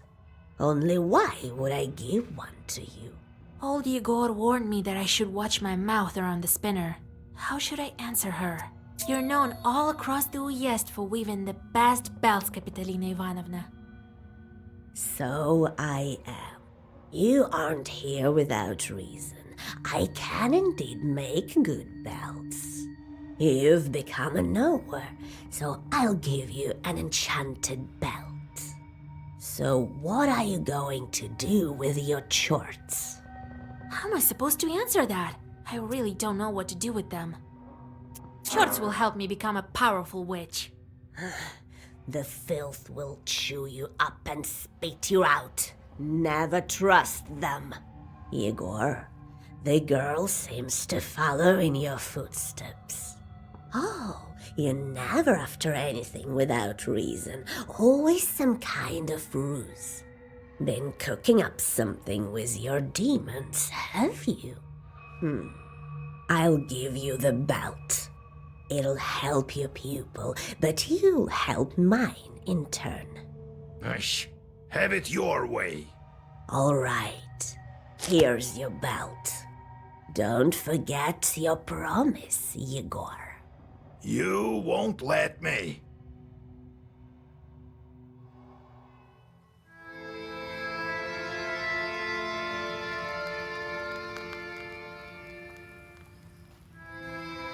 Spinner is no simple witch. It's not the last time we'll hear of her. What are you running your mouth for? You miss the whipping so much? Or does a Leshy have control of your tongue? Now we'll have to help her. Heaven knows with what. All right, we've got the belt. Now we must plan our next moves. And now to find a cross and a name. Then I'll start with the cross. What could be more important? In Yanidor, you'll find Evdokia Fokovna. They say her daughter was possessed by Ikota. So, did you get all that? Who is that Ikotka? Come on, don't you remember?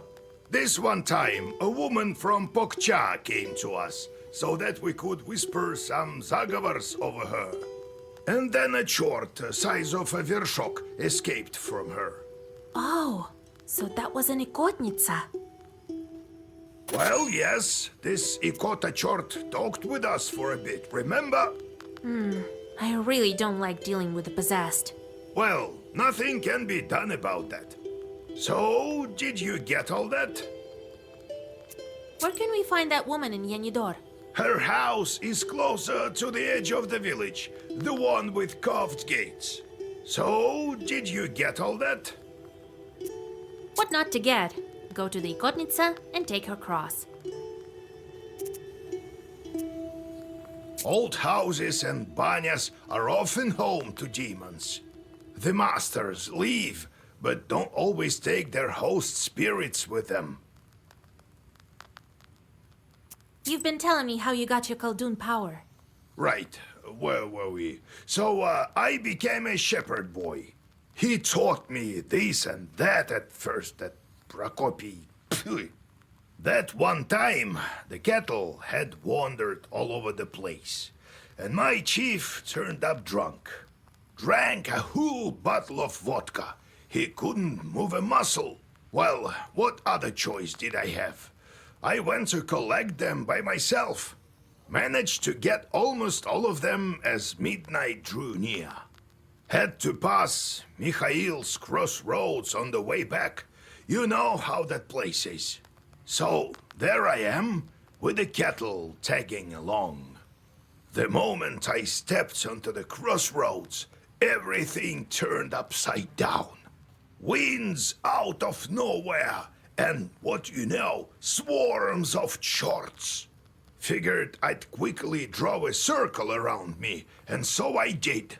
And these chorts were just swarming on the edge of the circle, all sorts, you name it. Well, I think that's it. Everything turned out all right, as you see. Next time I'll tell you how I got out of it. What sort of spirits are those Bailichkas? Masters of the bathhouse, like a susiedko in an izba. I don't think it was an ordinary place, the banya, before the worship of God. What do you mean, before God? I mean that our ancestors used to be worship the spirits of the hearth. Some Perm people still call upon Jan or Voipil.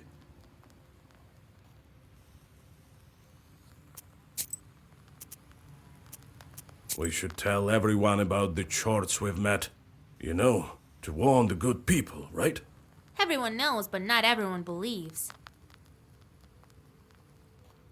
How did you end up with a cross? Oh, it's nothing. Yeah, right. There's no such thing as a cross with no story behind it. All right then, I'll tell you. We were near a town. Plevna, it's called. It was a real massacre there. Did you encounter any chorts there? Worse. The cannon fire was so loud that all the chorts fled, if they were any. It seems they all fled here, to the north. So, there was this redoute ahead of us. Couldn't take it. Redoute? Well, it's a kind of a fortress.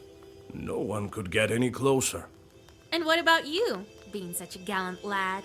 Hey, no jokes. Listen, I think God helped me. I went from the side and then found some barrels full of gunpowder and lit them.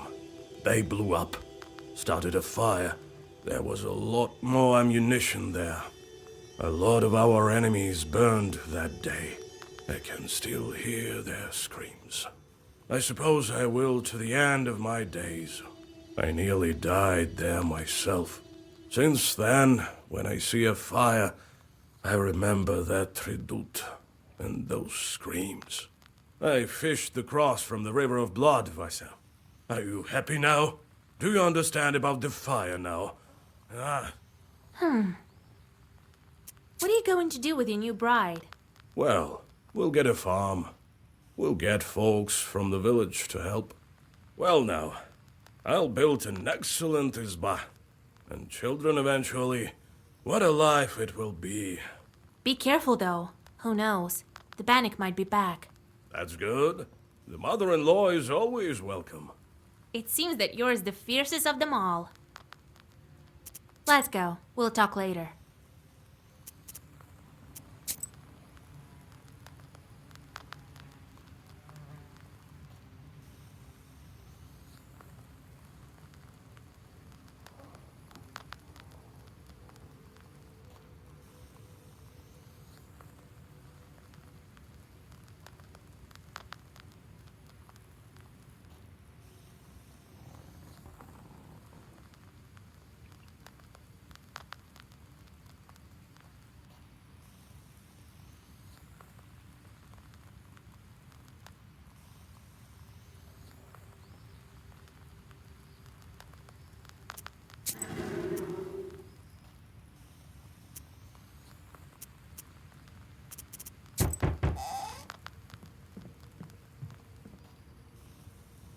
Get out of here, you meddling kids, or you'll get it!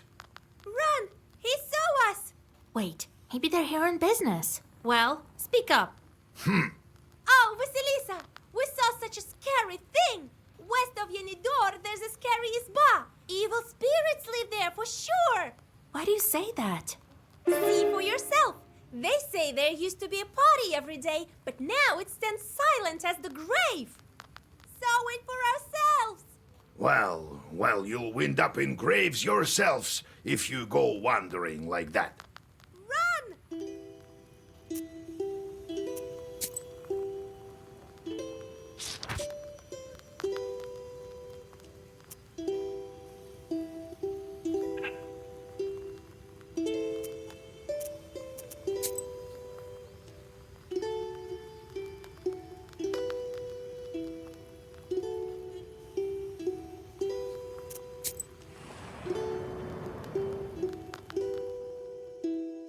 You wander off course and walk onto the road more to the west than you had planned.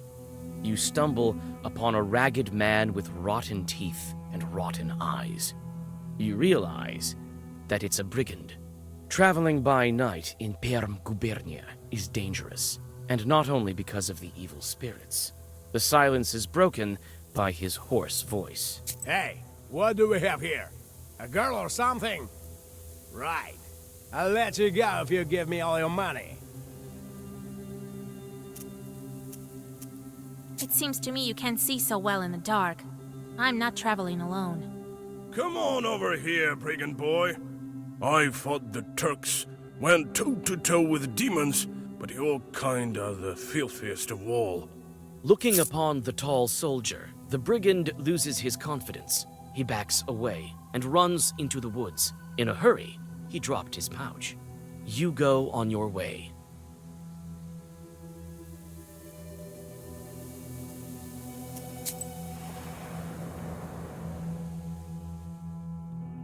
Near a small forest creek, you find a grassy meadow. Among other vegetation, you see one beautiful flower. It's blood red and bright even in the moonlight. You come closer and tie its stem with a silver thread. With a swift pull, you now have a new, valuable herb, Adam's Head. You take the herb and get ready to go on your way.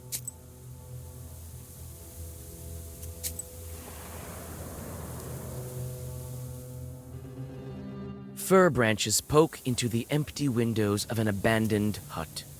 You are overcome by an unpleasant feeling. There's a good reason they call this place haunted.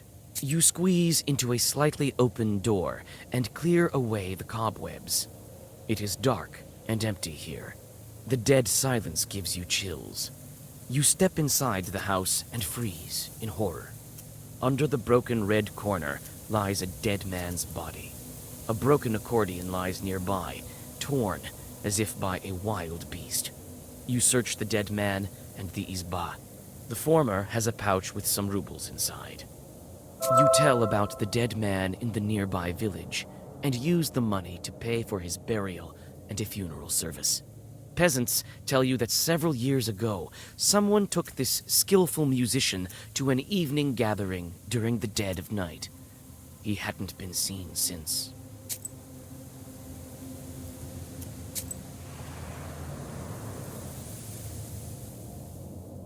You walk through the forest. Grim trees hang from all sides, and strange noises are coming from overcoming disgust. You open the black book.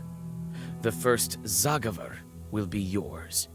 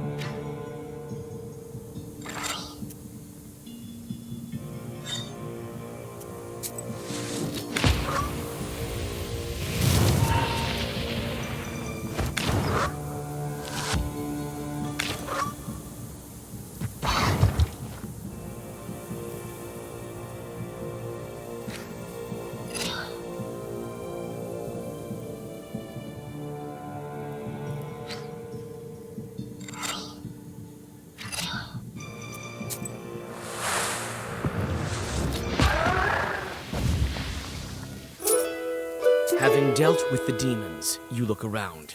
A narrow trail stretches from the grave to the forest. You remember hearing about this place. This overgrown trail leads to an old cemetery.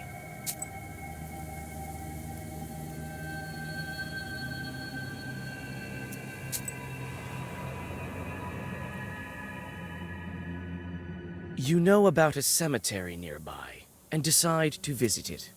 The tombstones that stand among the trees are enveloped in a gray fog. You look around, expecting an ambush, but everything is eerily quiet. You pray for the repose of the souls that lie in this cemetery. The night is silent. You calm down and rest a bit. You're in luck. The grave diggers have recently dug up a grave. It stands open, black and hungry, yet unoccupied. You scoop a small amount of fresh cemetery dirt into a sack and whisper some zagavers. This soil will make your witchcraft stronger. You walk around the overgrown cemetery and look at the grave crosses while thinking of all the deaths that made this city of the dead. Who knows? Maybe Ikotniks were around in earlier times. Maybe some are buried here.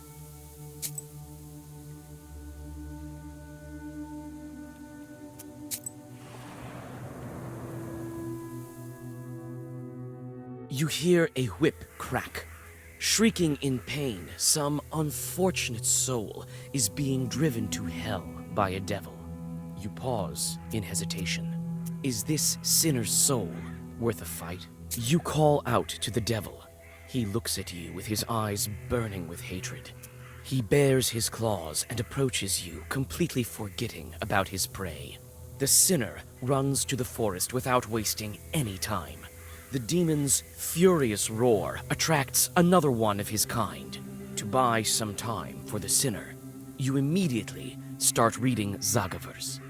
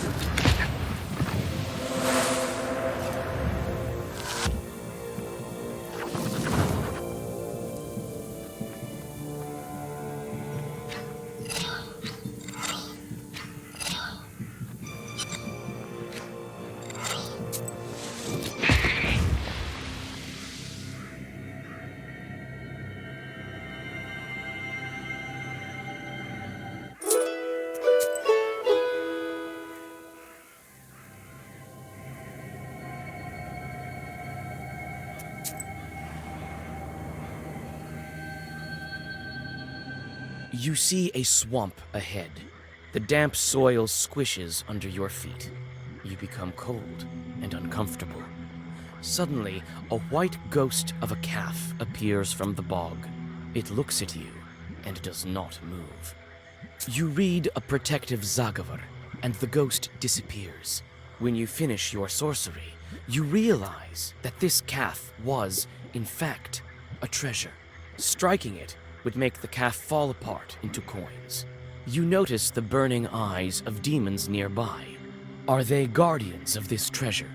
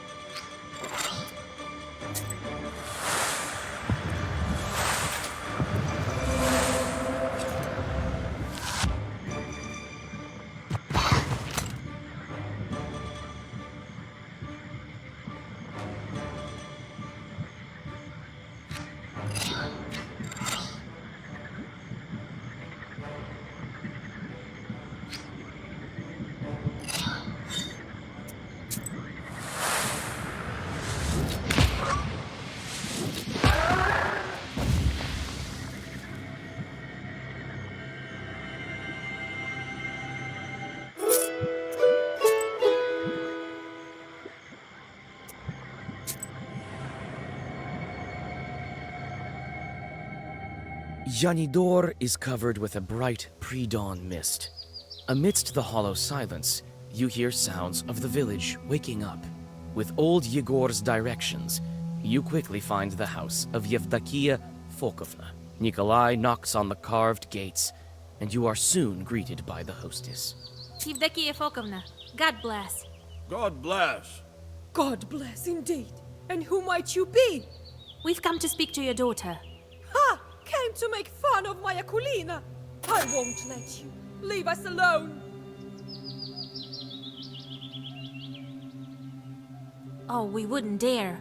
We want to help her. Help her? Many have tried. None have succeeded. What makes you think you can?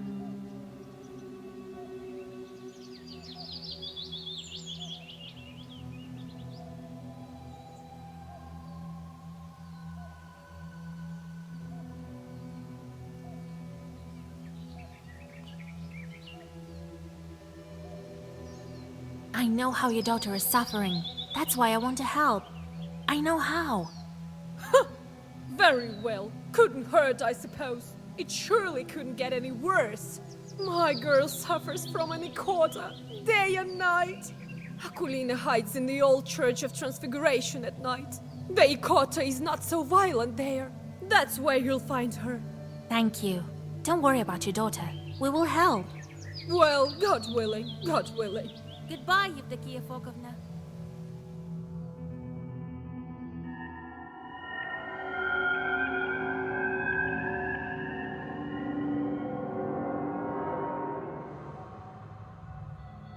The old Church of Transfiguration, a grim shadow in the crimson twilight of the early hours.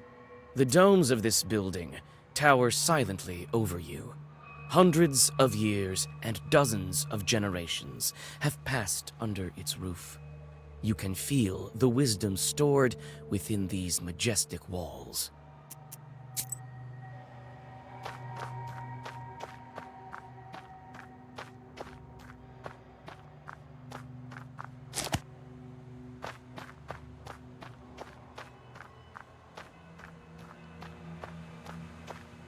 I can't believe an Ikotnitsa was hiding in the church.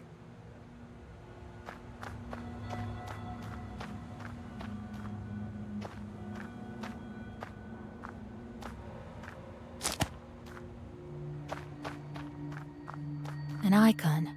Someone must have knocked it off the porch.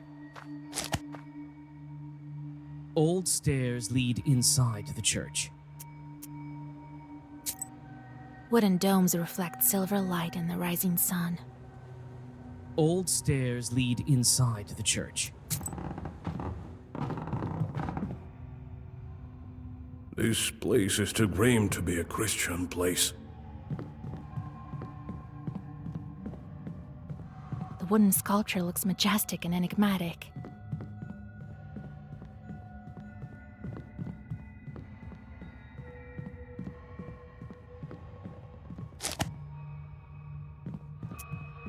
The iconostasis has collapsed partially, as if it suffered a strong northern gale.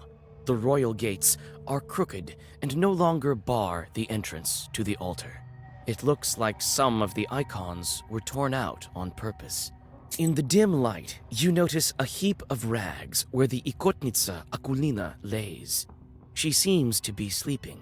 From time to time, the girl shudders from nightmares sent by the Chort to haunt her. You call out to the girl. She jolts up and darts to the altar corner. Even amidst the gloom, you notice the way her arms are shaking. Who are you? Don't hurt me, please. Don't be afraid, Akulina dear. We won't harm you. I'm Vasa, and this is Kola. We want to help you. We heard you have a Nikota. Yeah, they say I have a short inside me. It torments me. Can we talk to it? I can't make Proshka come out. He'll come out when he wants to. We'll need your cross for this. Can you trade it to us?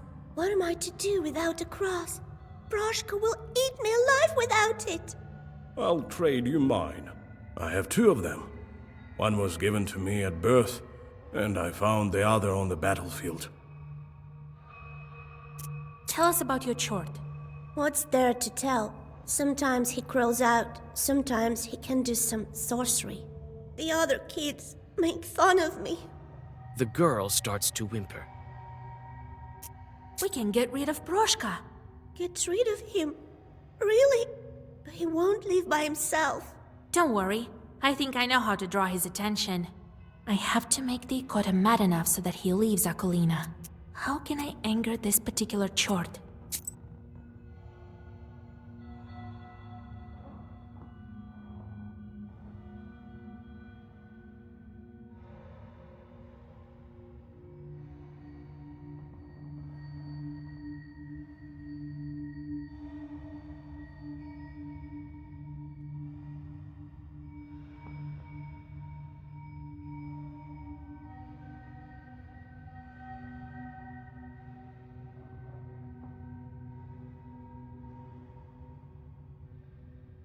The broken icon at the entrance and the defaced iconostasis here are not a coincidence.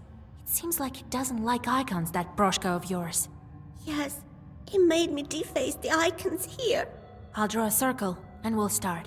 You sit Akulina in front of the iconostasis, and Nikolai puts the icons into place. You start to read a Zagavar. You learned it long ago, but your memory doesn't fail you. The words of the spell ring out with a thundering echo. You almost manage to finish the ritual when Akulina suddenly pushes you. Taken by surprise, your incantation of magic words stops. The girl starts to convulse. The Ikota has emerged out of her.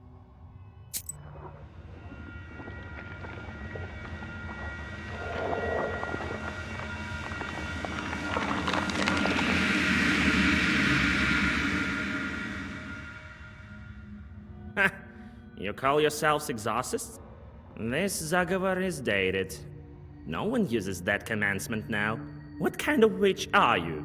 So out of fashion. Yuck. Christ's kingdom! It's impolite to make mention of such kingdoms in front of demons, I have you know. And you can't just go displaying icons. I hate icons. So you're the Ikota chort? So what if I am? Ain't I fine looking like a feline? What did you expect? A frog or something? Why do you haunt Akulina? Why do you torture the girl? That's no business of yours. Well, on the other hand, I don't have anything else to do. Why not tell you? You see, I study demons. They fascinate me. There's nothing to tell, really. Yenidor used to be a wealthy churchyard near the springs. Merchants used to request prayers of thanks in this church when they returned from the north. I was once the Sosiedko of this church. Why would a church have a Sosiedko? Why not? The abandoned ones have much scarier things inside. Or am I not good enough? But now, no one lives here and no one visits the church. They only go to the stone one. So I crawled inside Akulina out of boredom. Won't you leave the girl alone? I might leave her if you beat me. We need Akulina's cross. Yes, I've heard. I need lots of things too. Tell you what, witch. If you beat me, I might even do both. Give you a cross and leave the girl. So be it, Broshka. Here I come, Vasilisa.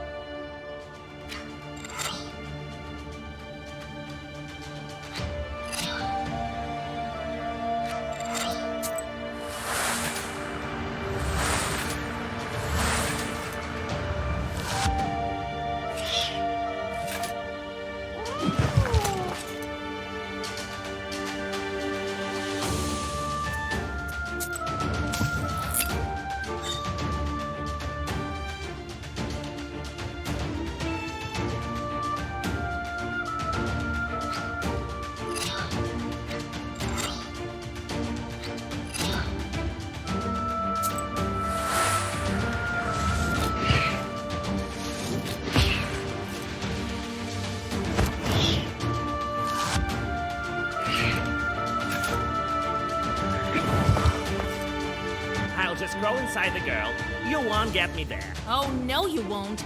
I have a Zagover with your name on it.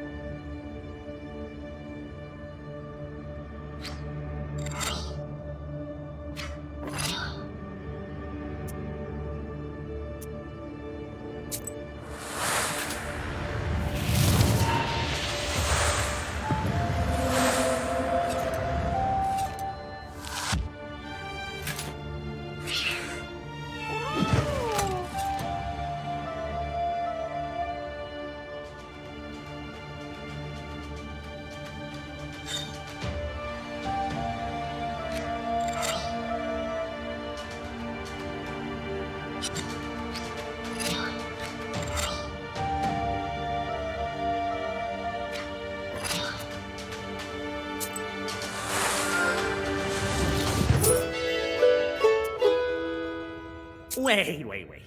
Don't finish me off, Vasya. I'll tell you what. I'll leave Aquilina and come work for you. I can be useful, you'll see. I won't harm anyone. I'll be good. Work for me? I have plenty of charts already. Well, I'm not exactly a short. I can be of use like a Sosietka, in fact. Actually, we don't have a Sosietka. That's not such a bad idea. What will Grandpa say to that? All right, I'll take you, but you better watch it. No joking around. Proshka leaves Akulina, climbs your left shoulder, and then vanishes into black flames. The girl crumples and falls down, exhausted. Her face looks calm and serene. Proshka won't poison her life anymore. You switch out Nikolai's cross for that of the Ikotnitsa. The crucifix looks old and rotten. The demon's power has left its mark. You hope that Akulina's soul was left untouched by it.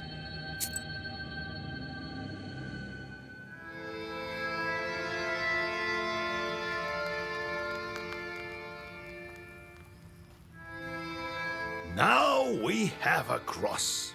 You see, Vasha? Ask, and ye shall receive. Big deal. A demon's cross. Sosietkas don't shun crosses either, I presume. But on the other hand, we could do without this rattle box chort. Why are you calling a rattle box? Hush, Proshka. Don't be angry, Grandpa. He may be of use to us yet. All right, we'll see if it works out. Now we need to name our Banya bride. Well, go to Vilgurt. You'll find the priest there. Kolya, you should go too. It's decided then. Well, what do you want? Can't you see? I'm all cozy here on the sleeping bench. I'm sleepy. Ask what you wanted. I need to sleep. Got tired. What kind of demon are you, Ikota? That's how fiends are called. Ikota. If they possess people, that is. You know that. Wish to learn more? Any demon can become Ikota.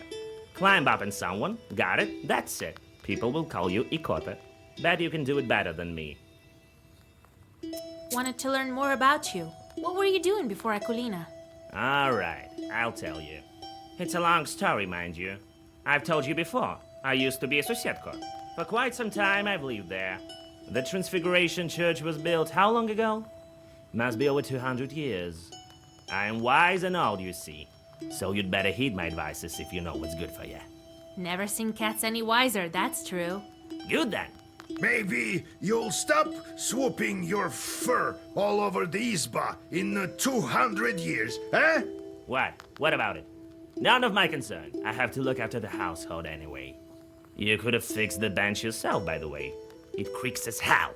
Oh, I'll show you, you damn short. Wait, Grandpa. He will do a better job. Won't you, Proshka? Sure, I bet one alright. What with the church, then? So about it. I've stayed as Sosietka there from the time it was built. You were Sosietka over there in church? Or were you from some other place? In the church. I remember that well. But what was there before that building? Damn it. Can't quite remember. Let's talk a bit later. Maybe my memory will return. Why did you transform into a cat? Cats kill people. For protection, that is why. Well, what you looking at? Scared, eh? Yeah, right. Cats give no quarter. It is good that our father Tsar's army keeps them in check. So you don't believe me then? Let me tell you one story. Let's go. We'll talk later.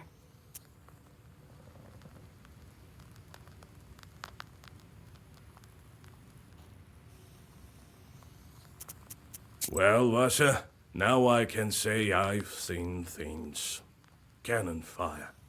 A redoute, that's one thing. The devil himself, that's a whole different level.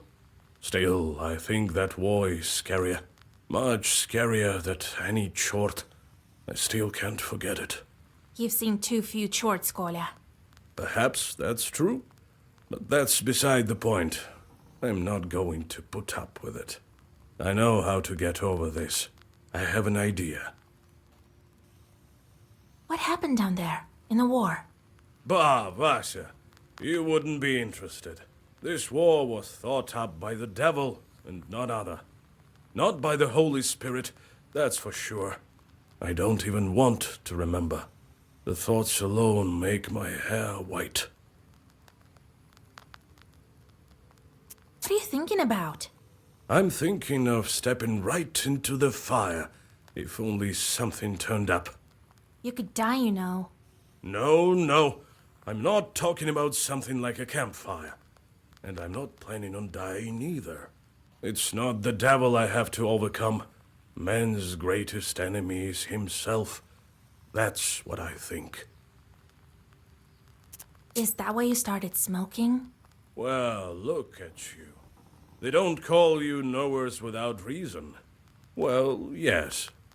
I'll start with something small, I think. To tell you the truth, I'm terrified even when I strike sparks with flint.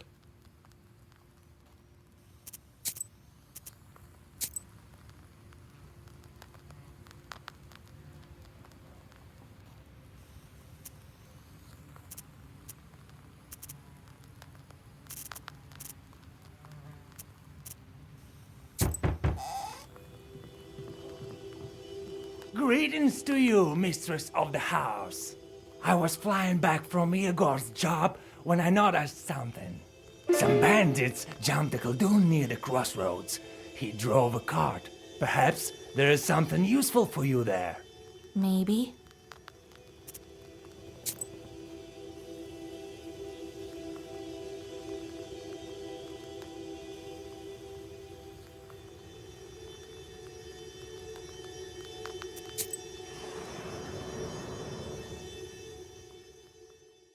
Low prices, come and see for yourself.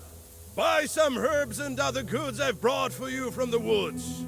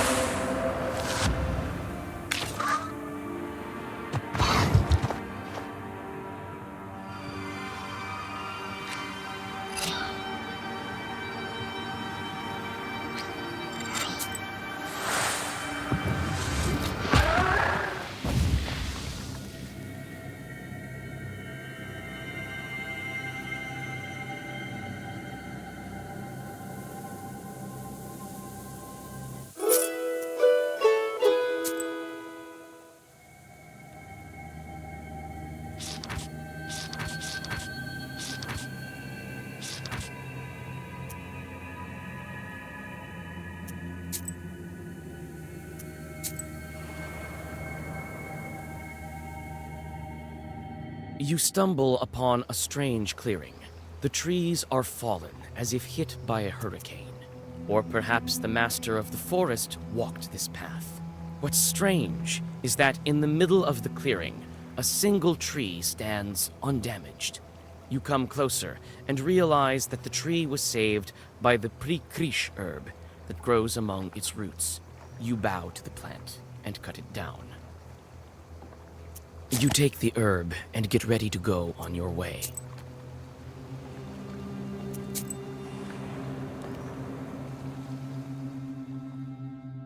Near the covered crosses, you notice a jug of milk and a loaf of bread. It would seem that someone still visits these old graves. With sadness, you wonder if dead men need any treats. You leave some coins and rest a bit before continuing on your journey.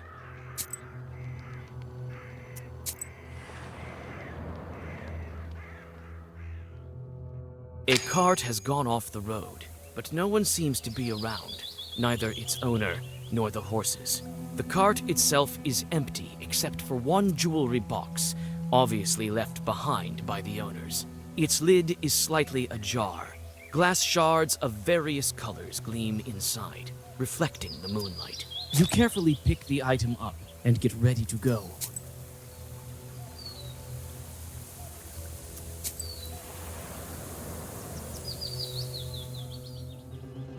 From afar, you hear two demons arguing furiously. Their shouts make the treetops sway. It seems that they are arguing over a fish they caught in some peasant's fish trap. When you take a good look, you realize that a human soul is in the trap, shrunken in horror. Yuck! A live one! Get lost, why don't you, while you're still breathing? The devil himself can't order us around. I'll see you in hell first! We've got no time for you. Can't you see we're busy dividing up the city? It's likely to take you until the end of days, arguing like that. You're lucky I'm a witch. I can help you. You can? I know how to settle devilish arguments, you bet. Those who solve my task first will get the sinner. What sort of a task? All churches like tasks. There are no exceptions, it seems.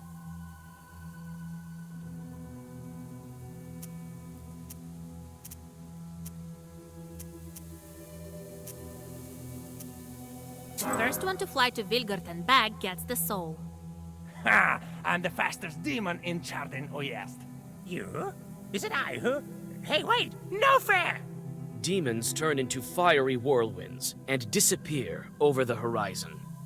You start to open the trap, but the demons return, one by one. Such an easy task. Had no doubt I'd win. Wait a minute. She meant to trick us. Ha! Well, witch, now we'll have to kill you too!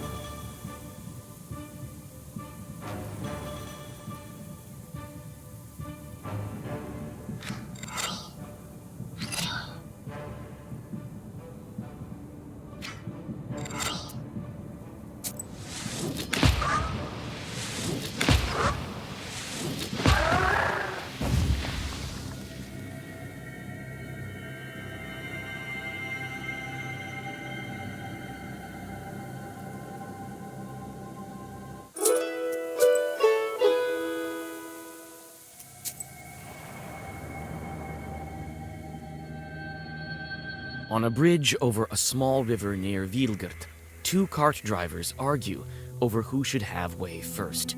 They are arguing fiercely, not realizing that each has a demon over the left shoulder. It's the demon's job to bring discord and serve as a prompter of sorts, whispering lines into their ears. Nikolai bellows at the peasants, and they quickly forget their argument.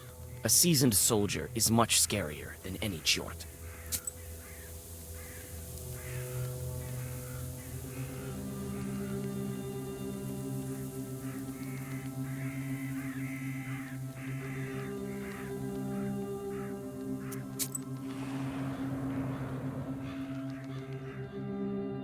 You arrive during the long, pre-dawn twilight. Sharp points of age-old fir trees from a jagged wall far behind the church of Wiedelgort. The priest has already begun preparations for the morning rituals. He notices you, puts aside his chores, and greets you. Who goes there at the crack of dawn? Is it you, Vasilisa? Cover your head, girl. Tfu! Morning, Holy Father. Kolya? Is that you? And don't tell me you want me to marry you to her. Well, it's too early for me. Kolya, on the other hand. Hey, Vasa. Don't go deciding the things for me. We came for another reason, actually. We need a name, an orthodox one, from the list of the holy names, from the Sviatse. It can't be. Are you expecting? No, we want to give a name to a demon. You want to what? Father Yefrem sways, walks back to the nearest wall, and sits heavily on a bench. Are you sure you don't want to marry? It's all for good. We want to free this girl. You explain your encounter with the Banya bride, and what she needs for her freedom. I've heard about the changelings. Not sure how it works, though. I can't give you a name. That Chort tricked you both. Nothing good can come of it. Choosing a name from Sviatse turns out to be not such an easy task. How can I make him reconsider? What if it's not a demon, but a Christian soul doomed to suffer? That would be a sin for sure. Truly. They say you are a witch now, Vasya. It will soon be the harvest day of Ivan the Long. We need to disperse the dry winds. Help our village, and I, in turn, will help you with the name. It's a deal. I know a ritual to thwart dry winds. We'll go visit the field. All right. You'll have your name. Father Yefrem opens a heavy book with a silver cover. Choose. These days we honor the Holy Claudia, Matriona, and Alexandra. Kolya, she's your bride. You choose. Let's call her Matriona. It's a good name. You would name her after a respectable woman? Watch out. She might become a knower. Thank you, Father. Well, the field is about a mile to the west. I'll try to thwart the winds. See you later. You soon arrive at your destination. The field looks empty in the twilight of the dawn. Cold wind seems to penetrate you to the bone. When you step onto the plowed field, you sense a familiar shiver. This field harbors evil spirits. You find a poorly hidden bundle of old wheat ears. It's a Khaldun's zalom. The stems are tied in a knot and dusted with ashes and salt. Fresh grave soil, eggshells, and steamed grains are laid around it. You draw a circle. You feel that demons are not far off. Wind, O wind of the seven brothers, the oldest one, do not blow from the rotten corner. Do not bring rain from the west, but blow us warmth. Render good service to our people. Bring forth pleasant rain. Joy to plowmen. Glory to you, fierce one. You finish reciting the Zagaver, and for a moment, silence falls. Suddenly, a creaky voice from behind startles you. You sure are a strange creatures. First you curse it, then you bless it right after. By you, do you mean us Khalduns? Ha! Humans, always on the border between worlds. and that is why you always lose. But who am I to complain? My name is Andrejko, and I've heard about you. You're the new witch, Vasilisa. So is it you who spoils the field, sending dry winds? Spoil? You use the wrong word. I am helping the peasants, and I am a master at this. I mean, surely you understand that this is for their own good, don't you?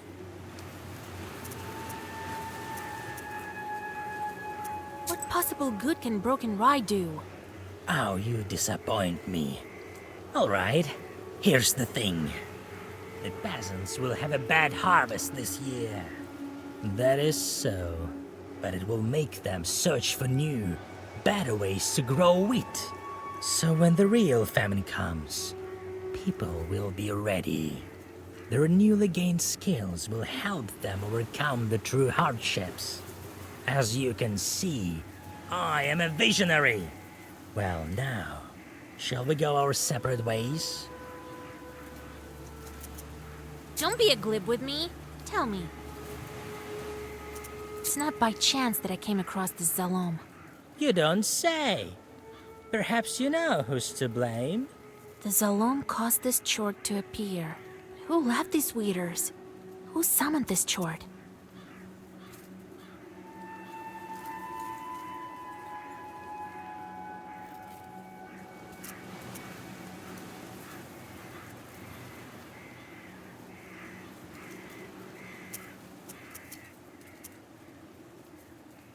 You were sent here by another Khaldun, weren't you? Ha! Right. You know, I'm starting to like you. I could even tell you who the Khaldun is who sent me. If you weren't so careful, the Zalom had already been enchanted when I arrived. Want to make a deal? Let me finish what I started.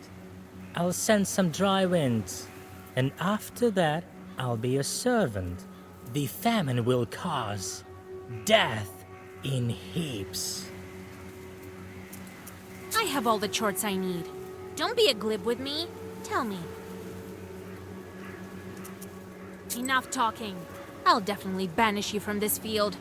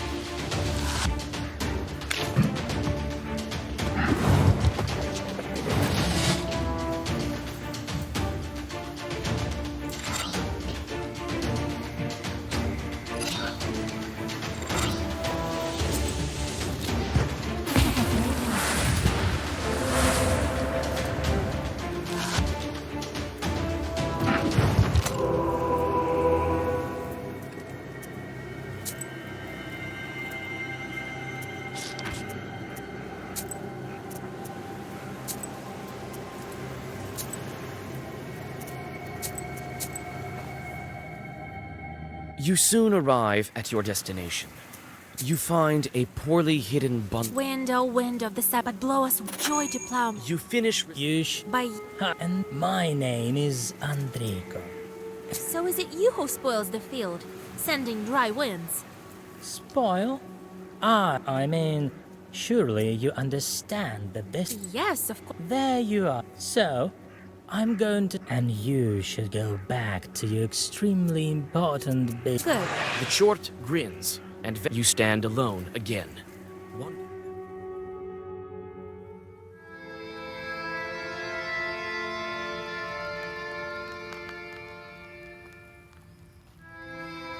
So the name of the girl will be a fitting name. Why didn't you deal with the wind demons, you say? To hell with them. We have better things to do. Well, you've got all the items you need. Now we can try freeing your bride.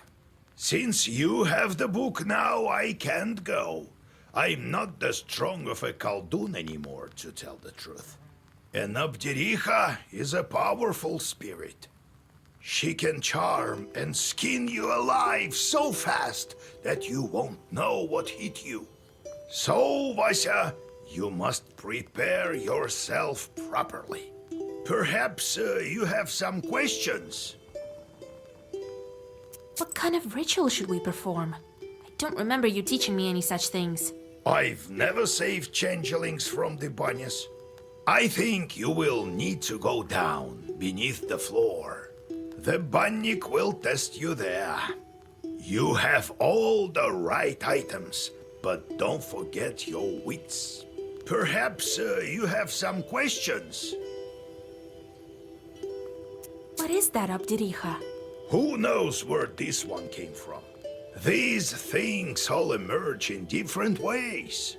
They say a bannik settles in a banya where 40 children were born. As for this one, the only thing we can say for sure is that she switches out children. Is it an accident or not?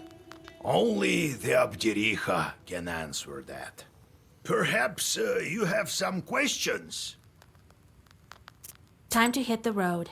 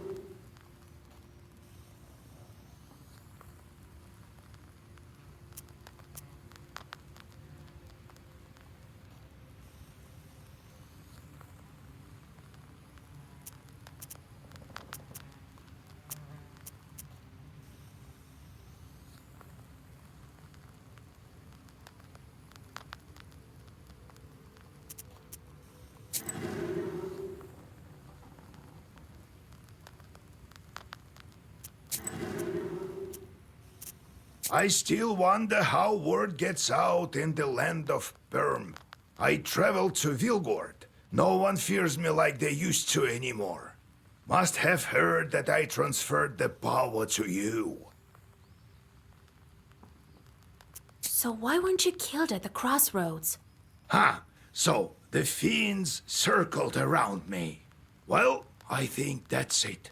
We'll meet Timofey soon.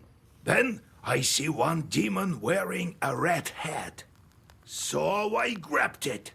Then everything froze. Turns out the hat was changed to him. The demons went round and round, glaring at me with their fiery eyes. And their leader says, "Return the hat, I'll do anything." He could bring back my brother, though. I asked him then, "Where do you come from, you accursed demons?" And what do you know? Prokopy, the holy fool, sent them for me as a sort of a sacrifice. It wasn't the master of the forest who helped him, but demons all along. The children who disappeared in Vilgord were also his doing.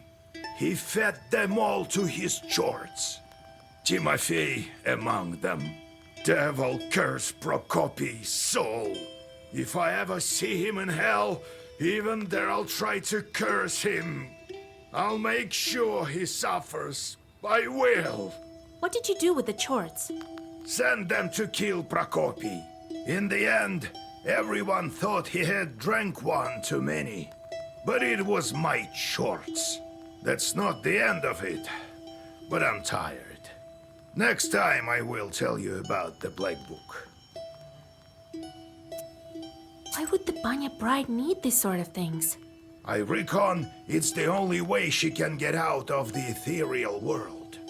She needs things from the human world. You see, there's no living man without a cross, a belt, and a name. This girl never had any of that.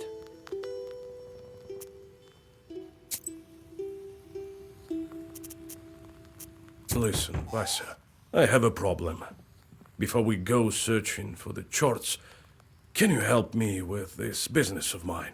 There is this old friend of mine. Trofim is his name. The hunter from Kishkanogov Sloboda? Right. He disappeared all of a sudden. I don't know what to think after this Abjiricha business. He could have been captured by the Leshi. Vasa, will you come with me to Sloboda to help find him? All right. It's not far after all.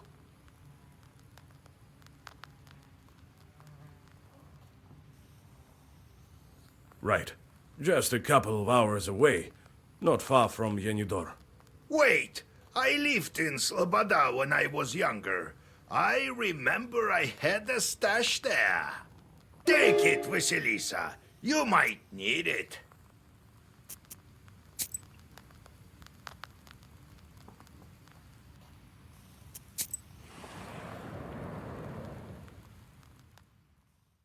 After a long walk on the old road, you see the wooden dome of the chapel, and then Pantina village itself. Tired from journeying, Nikolai walks into the first izba he sees to have a mug of kvass and to catch his breath. You grow weary. Something isn't right about this building. The gloomy hosts serve you and your companion, keeping you on the opposite side of the central beam. Judging by their faces, it seems to you that all is not right in this house. You quickly scan the room and the inner porch. No demons are to be found, so you go outside. When you raise your head, your suspicions are confirmed. A demon sits on the roof, lazily swatting at mosquitoes. You whisper your Zagaver, and the disgruntled chort flies away with an audible squeak. Looks like he's been sitting on this roof for quite a while. You wonder why he decided to settle here in the first place. Chances are, a Khaldun sent him here for a job, but forgot all about him.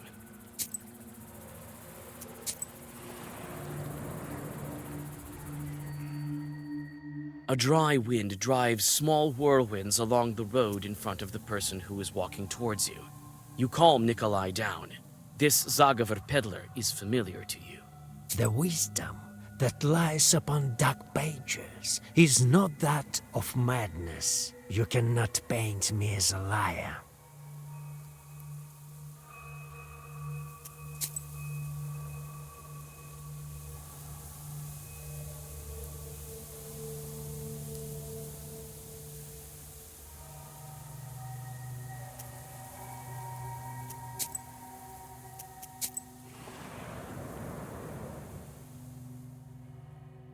You easily find Yegor's herb stash on the outskirts of the village. In the gallbets of an abandoned izba, you find a pot that is covered in dust. As soon as you pick it up, chorts appear. It seems old Yegor left behind his herbs, along with those guarding them.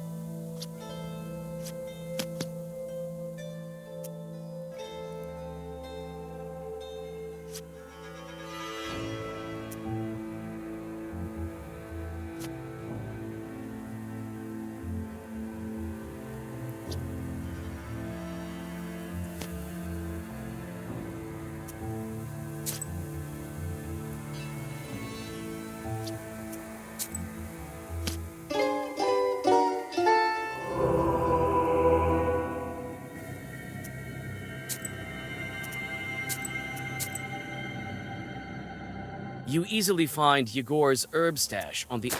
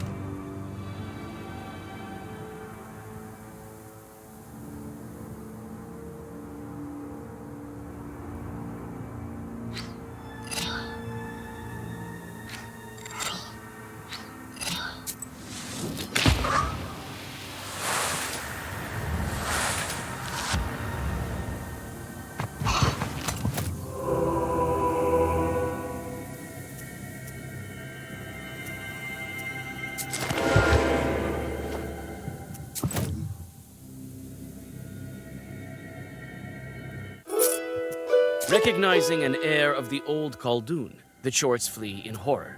You open the clay jar and indeed discover a multitude of useful herbs. Even dry, they haven't lost their magical properties.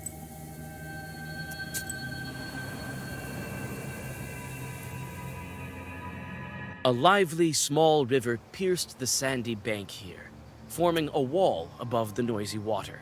A witch and a soldier. What a pair. A lord and a lady. God bless. Is this the way to Sloboda? It is. What are you leading there for, huh? Old woman, maybe you've seen a friend of mine. He's a hunter. Trofim is his name. I heard he's gone missing. Well, such is life. But I haven't seen him, no. You haven't, you say? Not since the first snow, no. He's a hunter, wanders around the forest. And you, old woman, what are you doing here at this late hour? Can't I have a drink of water at night? I've got no time for you. No time. The woman abruptly jumps up and with impressive agility disappears into the bushes. A strange woman. Gives me the creeps. Might she be a witch or a demon? No, doesn't look like it. But I did sense something odd. Well, Sloboda is close.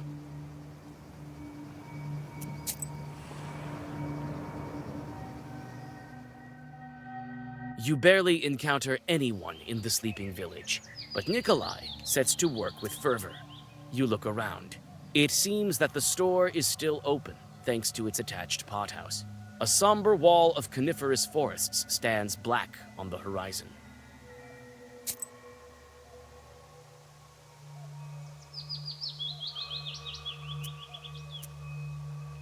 Well, he went missing quite a long time ago.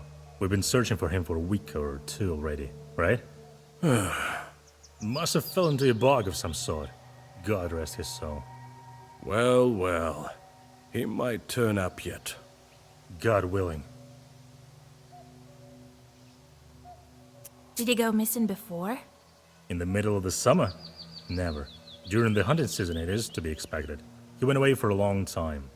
And now? Strange thing. Not even a drinker, that one. People saw him speaking to Lucaria, the holy fool, before he disappeared. People asked her, but she knows nothing. A fool, what do you expect? With the amount of misfortunes she had, no wonder she lost her mind. What might she discuss with Trofim? Devil knows. Ask her herself. What happened to her? She used to be an ordinary gal, but then her husband passed away, and her child followed him. Since then, she has gone mad. Left the village and built a hut in the swamps. Lives off a pittance. Where can we find her? She lives in the swamps to the north of here, in a crooked little hut. I myself haven't seen it, but people talk. Though if I were you, I would keep away from those swamps. A dark place. We rarely pass there, only if you want to take a shortcut to Yenidor.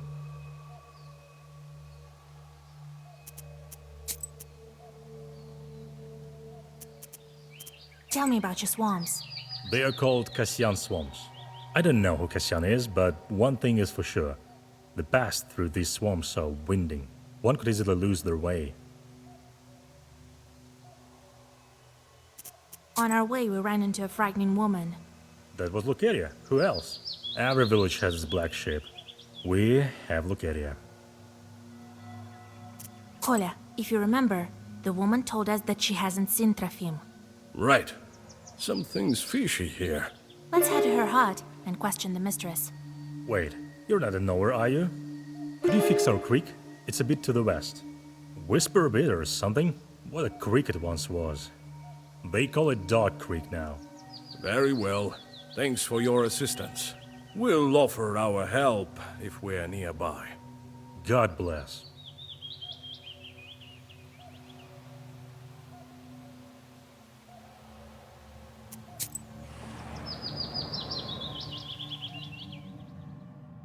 Swamp water glitters menacingly with the sharply pointed stars of the night sky. Nikolai walks in front of you as you pass over hillocks and dry ground. He says that during the service, he had to find his way through even nastier swamps. In the dawn mist, you can finally make out the izba you're looking for. Its black windows gaze at you, like the eyes of a dead man. You hide by the house and listen to drowning silence. The host disappears soon enough. Nikolai tries to grab her, but loses his balance and falls down. The holy fool runs for the forest with incredible agility.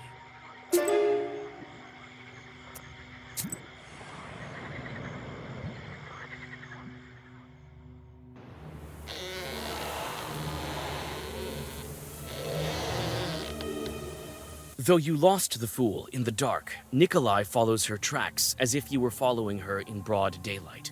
You step under the thick canopy of the unwelcoming forest and pause. You hear a terrible crunch in front of you that evokes the image of dry bones. You're greeted by a huge chort.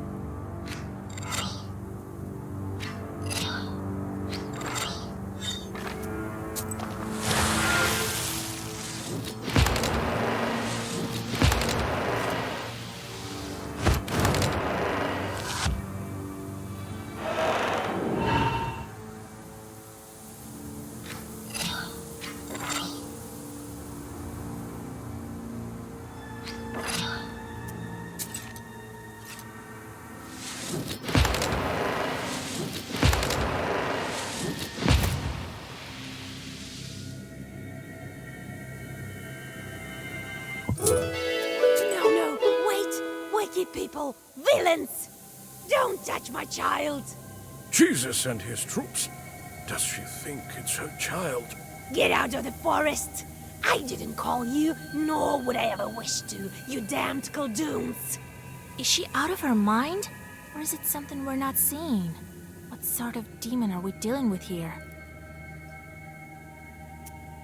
Could it be she's a friend of the Leshy? No, doesn't look like it. Lord, she nursed her changeling for so long. Soon it outgrow the forest itself. It's clear now. No one grows that much eating regular food. You're a changeling, you damned witch! Where did you get the changeling? There's no changeling here. Only my girl, my Lucaria. Try to remember. We may be able to help you. Lucaria, hush, my girl. They will leave soon, and soon you'll have a nap. You won't learn anything from her. It's so unlikely we'd find the girl. Who knows how long it took for it to grow that much? Who knows how much dreadful food? I don't even want to think about it. Where is Trefim, you hysterical woman? Kolya, look around. She's been feeding a demon. Feeding it with people. My child must eat, yes. He needs food to grow. Cursed woman. I'll show you how to kill people. Wait, let's question her first. Step aside. We'll banish this demon. Banish yourself, you filth. Leave me and my Lucaria alone. Begone! Begone! We can't leave this chort alone. The next thing you know, he'll feast on Sloboda and Pantina. That won't happen. We'll burn it. I have to do it. For Trefim's sake. Shoo! Begone! Begone! There's no talking to her. Her mind is gone. Here is what I think. She's as guilty for my friend's death as the demon. Who knows how many more died because of her? She has to pay for her evil deeds. We should burn this chort. She can burn with it if she so wishes.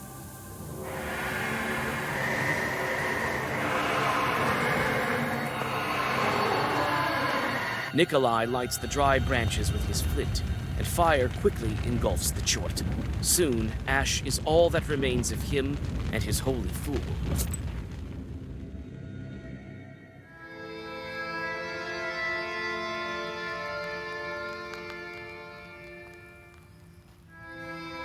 What a night.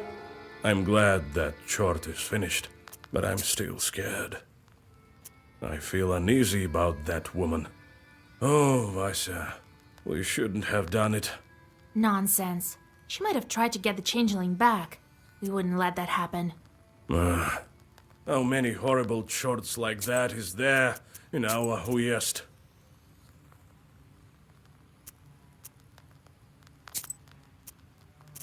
It's not the last of them, that's for sure. That's the very reason Kuldoons are needed. To help the regular folk and save them from evil spirits. Oh, I need to catch my breath. I better go home and sleep. Trefim. Vasia, did we at least help the right village? There's no doubt about it, Kolya. Thank you, Vasilisa. If you need anything, you can always count on me. Don't doubt it. Thank you, Vasia, for not letting down.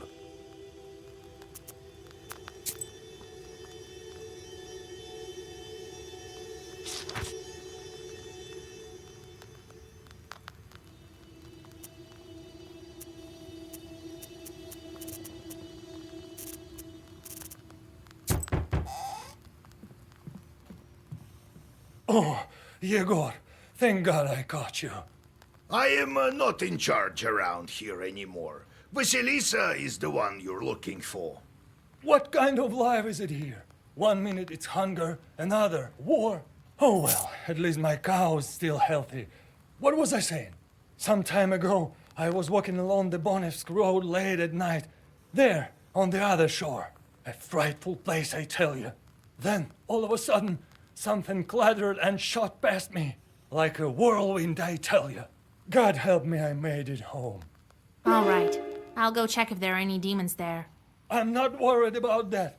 Put a Zagovar on me, will you? Don't you know there's nothing better than the sign of the cross? All right, I'll whisper something. What with you coming all this way and all? Oh, thank you, kind girl.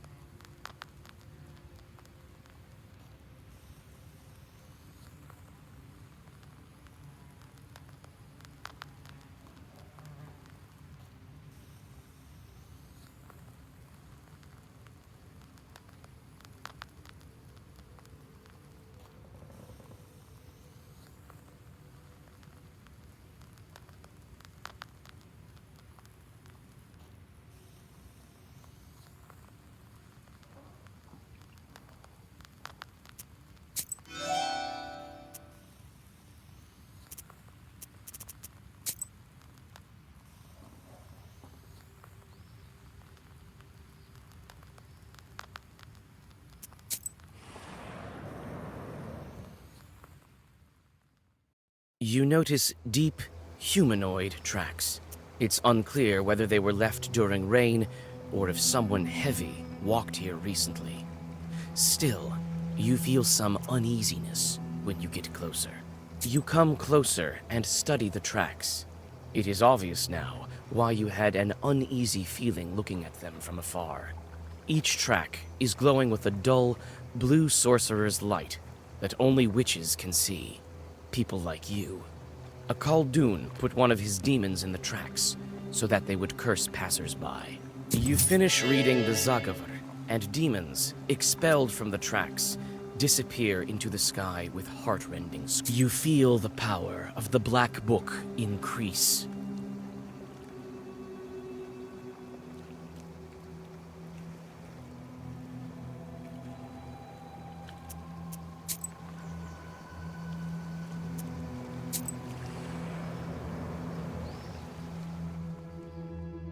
You hear the sound of wheels tearing through the silence of the sleeping road like a knife. Ahead, you see the silhouette of a wagon moving in your direction. The cart is filled with freshly cut ears of grain. You shout your greetings, and the wagon stops nearby. The driver looks at you with cold, staring eyes. I wish you a good harvest. We thank you kindly. Where are you taking this bread? Not very far, you might say. You'll be there soon enough. Good heavens. Where's that place then? You just had to mention God, didn't you? Now we'll have to kill you. In the blink of an eye, the cart is transformed. The drivers turn into demons. The horses turn into harnessed sinners. Instead of bread, you see dead bodies. It looks like you've stumbled upon a cart in which demons carry sinners to hell.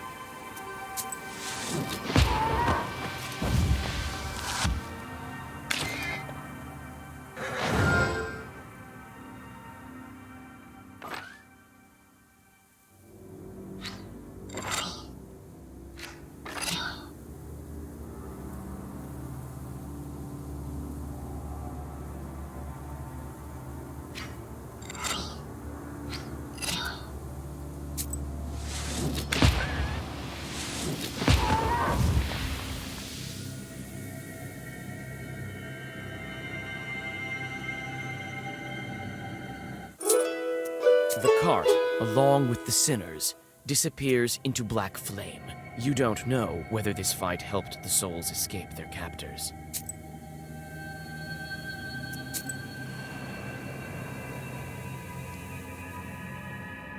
Amidst the branches, you notice a glint of the demon's eyes.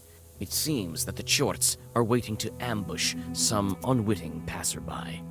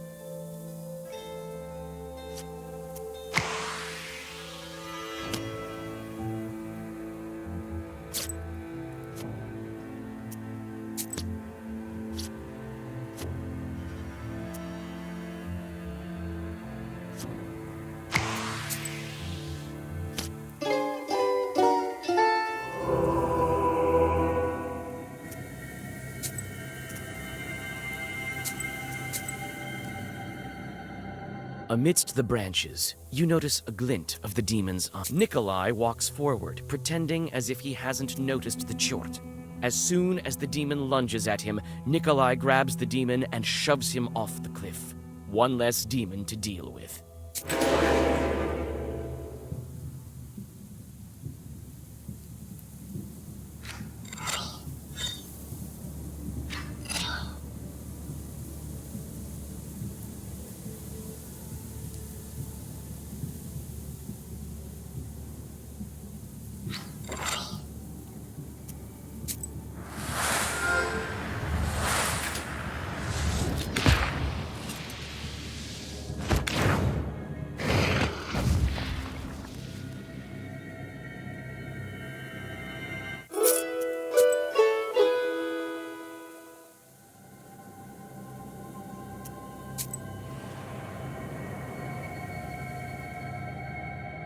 It seems someone was expecting you.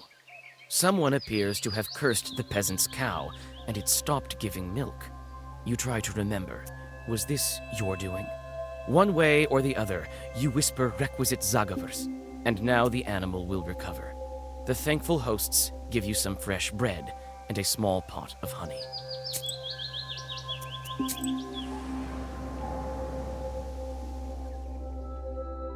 The door to the abandoned banya opens with a shrill creak.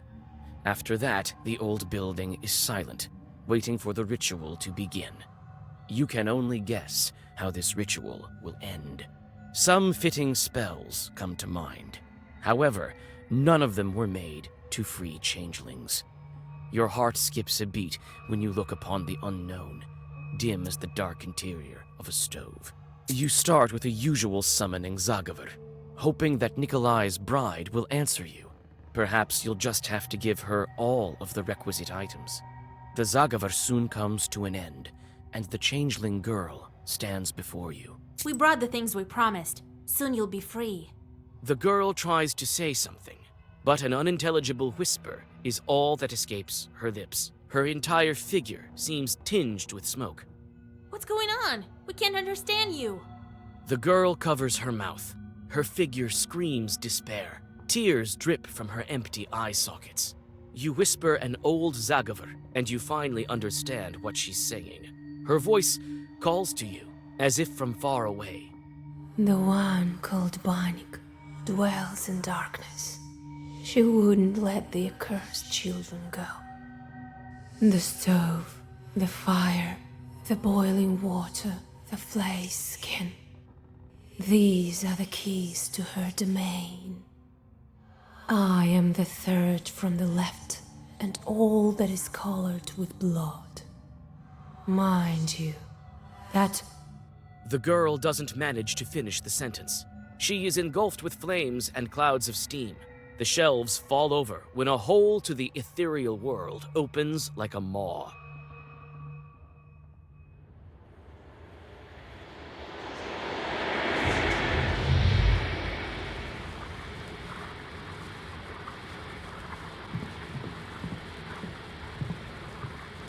So what now? We enter the abyss? The entrance to the underground burns with unbearable heat. You recall this happening when you stepped into the maw of the Hellhound. This time, old Yegor isn't around. Your confidence in your ability to get out is also nowhere to be found. You tell Nikolai to wait for you in the banya, and step inside. The world flashes with blinding heat. You're familiar with the feeling of passing between worlds. However, once again, even on this, your third time, it sweeps over you like a sudden gale and slams you mercilessly to the ground. When you come to, you're surrounded by a ringing silence. Nikolai lies at your side. He too is stunned from the teleportation, but is already coming to his senses. He obviously... Kolya, are you alright? I told you to wait in the banya. But I couldn't just leave you like that alone. I can keep it together now, I think. Well, the more the merrier, I suppose. Anyway, there's no way back now. Follow me. Such a fearsome girl. You'd better stay behind me. Don't get yourself killed.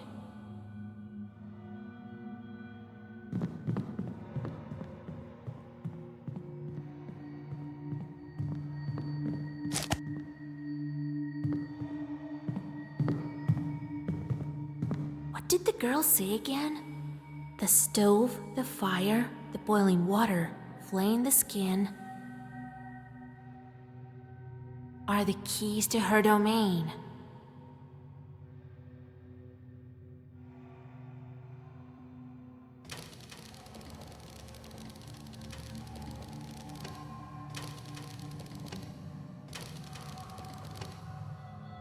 What did the girl, the stove, the fire, the boiling water, flaying the skin are the keys to her domain?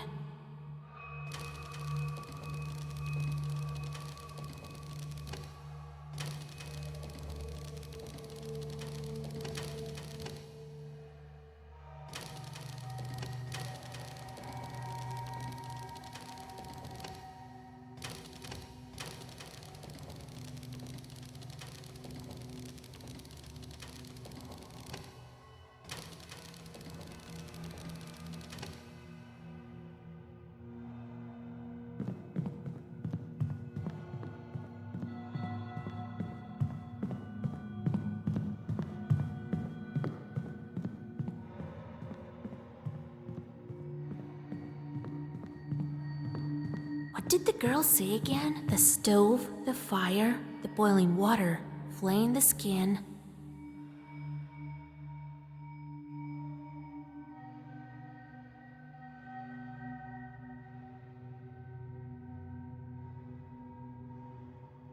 are the keys to her domain.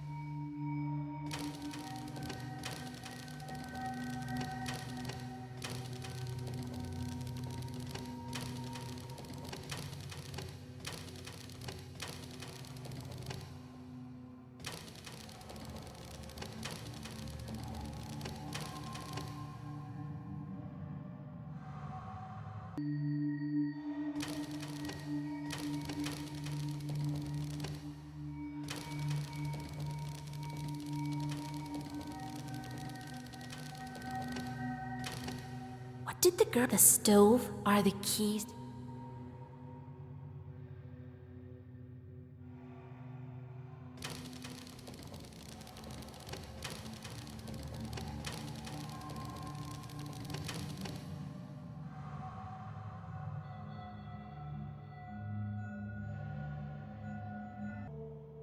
What did the girl? The stove, the fire, the boiling water, flame, the skin are the keys to her.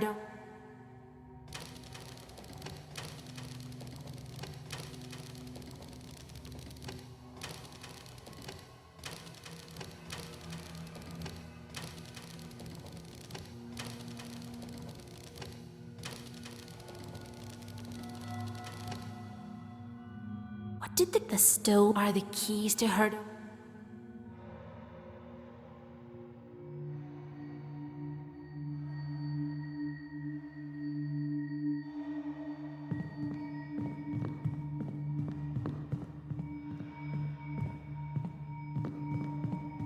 Koля, are you all right? But Well, anyway, such a... don't get yourself.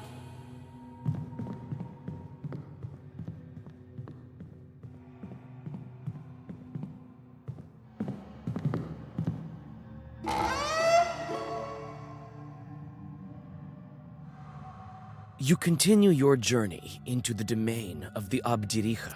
Nikolai tags along, constantly glancing around. You don't blame him, for you are also alarmed. And suddenly, it seems you are right to be. A couple of chorts bar your way.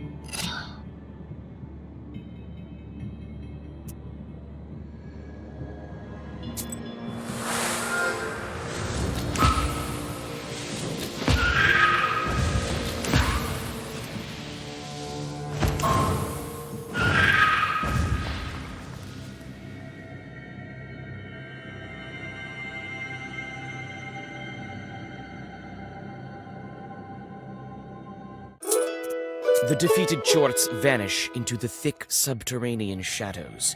You move further along the grim corridors. Nikolai follows you. You notice he's clenching the cross taken from the Ikotnitsa. His knuckles are white, and his hands shiver, but his eyes are full of determination. One tight corridor leads to another. The lower you go, the harder it is to breathe. Your path is lit only by burning embers and the scattered rays of the dawn coming from the human world somewhere above. It seems this journey will never end when suddenly a black figure bars your way.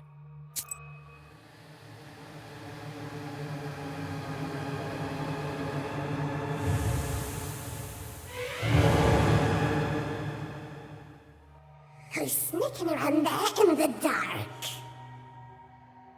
We can smell you. We can. Reeks of life will clean you up. Get rid of stinking skin as well. Greetings to you, Bailichkas. Be so kind as to let us stay here, down below. Hear us out, Banyak dear! Invited ourselves, we did. I am the mistress here. Can't order me around, can you? Can you? What brings you here, down below? Why do you steal Christian children? Why don't you let them go? Who steals children? Who steals children? These are my children. It's quiet here in the dark. It's quiet here in the dark. It's warm from the stove. We're doing just fine here without you living ones.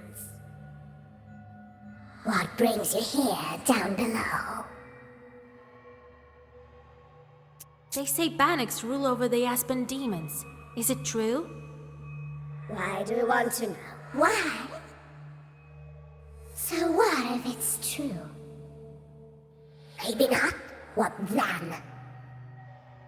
We want to ask something else. What brings you here down below? We came to ask for your daughter's hand. I have a young groom, you have a fine bride. Can we bring them together? No! There's no brights here below! Only embers. Embers burn? Warm old bones. Yeah? Who burned my arm then? An ember shaped like a hand? A mark! A mark! A seal on the hand! You find it out. Figure it out. Well, give us the girl. We know she's here. All right. Have it your way.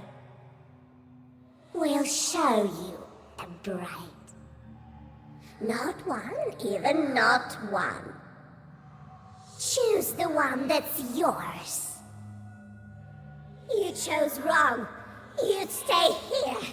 Here to stay. I'll spin your hair on a rake, then take off your skin. What should we do, Asha? They all look alike. You remember what the changeling said in the banya? I am the third from the left, and all that is colored with blood. She tried to say something else, but vanished. Well, I can choose on my own, I guess. After all, I'm to live with her. Let me guess who the real one is here.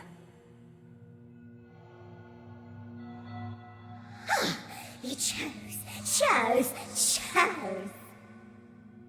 Guessed it. You got lucky. Probably just lucky. How are they lucky? Why? We've chosen the bride. Now let her go. Give her back? Our girl? No. We can't let her go, can we?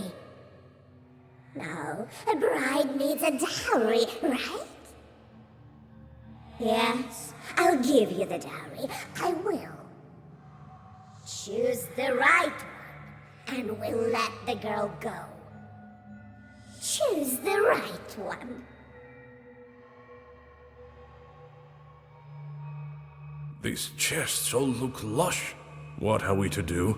What your bride tell us? I am the third from the left, and all that is colored with blood. Well, we choose the third one from the left. These demons sure are cunning. Let me choose a fine one for you. You chose. You guessed it. But how? The girl told you. You couldn't guess any other way. You promised to give us our bride if we guessed right. You did, but you shouldn't have, right? No, you won't live here alive. No. I'll flay your skin as a lesson.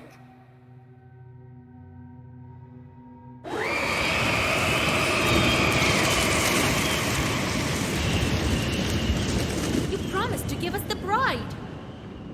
I will. Right after I take your skin.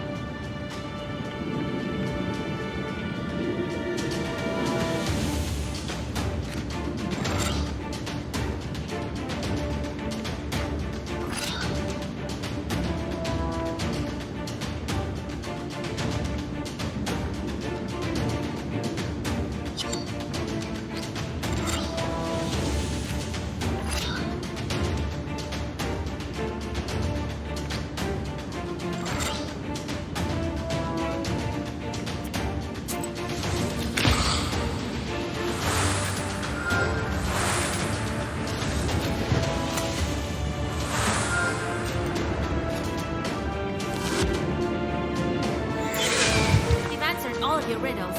Give us the girl. No, she's mine! Mine! Now you're mine too.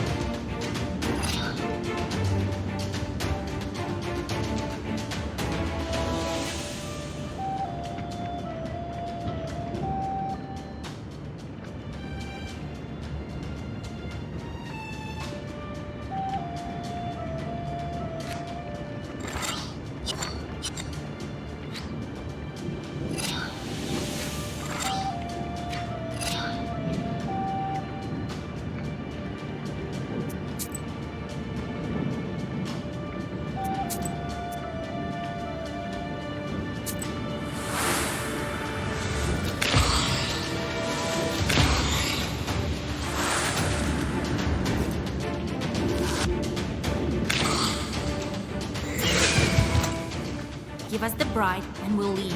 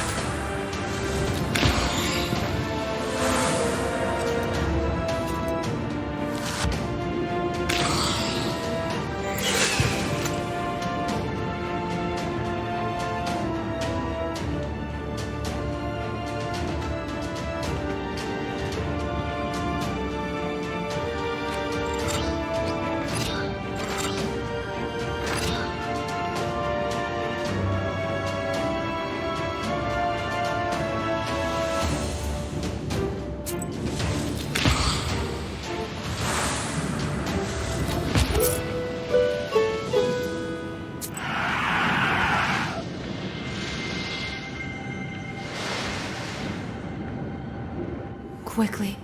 We have to make it. Did you bring what I asked you to? Here is the belt and the cross.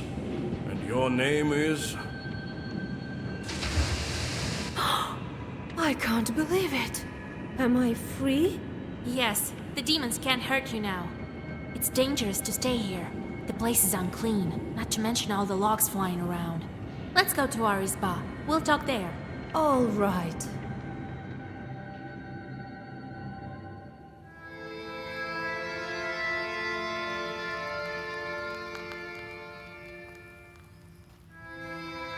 And the banitsa vanished, and here I am. What a tale! Well, Kolya, you sure got lucky. Sure did find me a fine maiden, a pretty one. Huh? Come on, old Yegor. Don't be like that. Ah, don't worry. I'm not trying to curse you or anything. I don't know what to do now.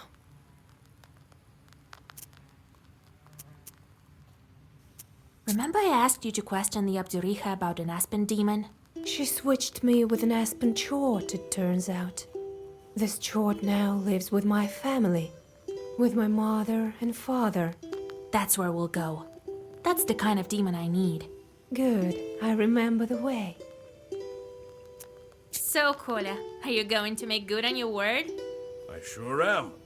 I'm doing it all by the book. Nice and proper. But where would the matchmakers go? I remember the village the Abdiriha stole me from. I remember the minute you freed me. I lived in Pakcha. My relatives still live there. Send the matchmakers there. Though I need to go there with Vasilisa first. You'll find your aspen demon there. Are you still alive after 18 years? Nothing to it, really. Wherever the Banya stove is lit, we're with her. Her mind has grown weak, sort of. She's rather old. But she's also taught me things. She's taught me quite a bit. I am an ogre myself, to a certain extent.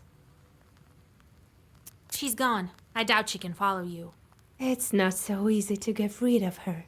Soon she'll revive in the dark. She can't die. I'm not entirely in the human world, to tell the truth. Until I'm married, she can bring me back. Let's go then. Feels like it was all in a dream. I felt this way also, when I first stepped into the ethereal world. I feel as if I've been asleep for all my life. They say the changelings learn a lot from evil spirits. That's true. The Banning's been teaching me, urged me on with burning coals, so I would learn better. Well, now I know quite a bit. Like a witch? Well, maybe not like a witch.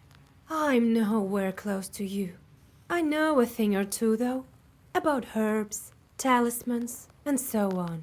Maybe I'll help you sometime.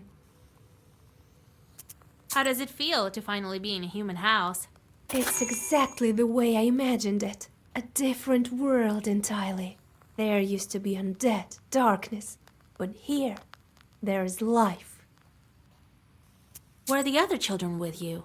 There were. Not for long, though. The ones that you saw were made by the Abdiriha out of coals. But there were others. If a woman giving birth curses her child, or if somebody doesn't ask for permission to come in, the Abdiriha tried to lure them in. Always had some coals, shaped as toys or candy, in her hands. So when the child came close, she grabbed it. Where are those other children? That's the thing. Not everyone lives through it. Some are strangled by chords, some perish from sadness. I had friends, you know.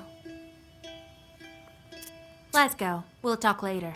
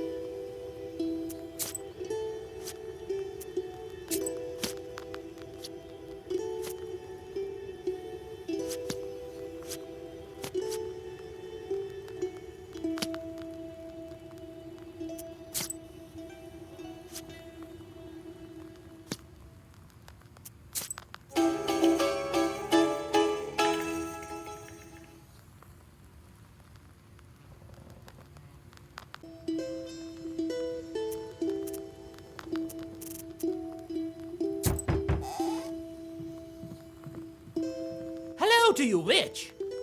The talk of the West is that you're a powerful knower, so I came to you. I brought some bread. It's stale, but it's all I have. There's some unique in our cemetery terrorizing the entire area. She died, you see, but hadn't passed on her shorts. You know how it goes. Very well. I'll drop by when I'm near.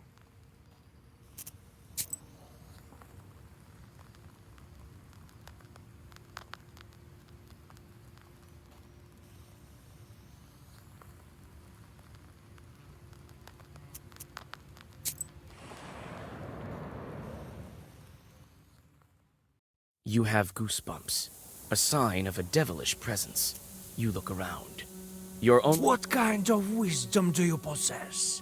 That which comes from above, or that of snakes and demons?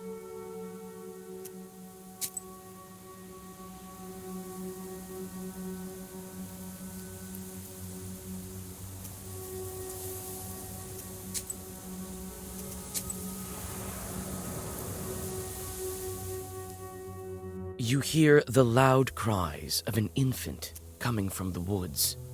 Is this a demon's trick or an actual child? You can't tell from here. You see a defenseless infant lying between the branches of a split tree. There are some gifts for the Leshi nearby. It seems that the peasants left their child in hopes that he would be cured of a disease. As a rule, the baby is left for several days in a forest in the hope of a miracle. You know well that the Leshi won't bother to help the child get well. This infant won't survive the night out here on its own.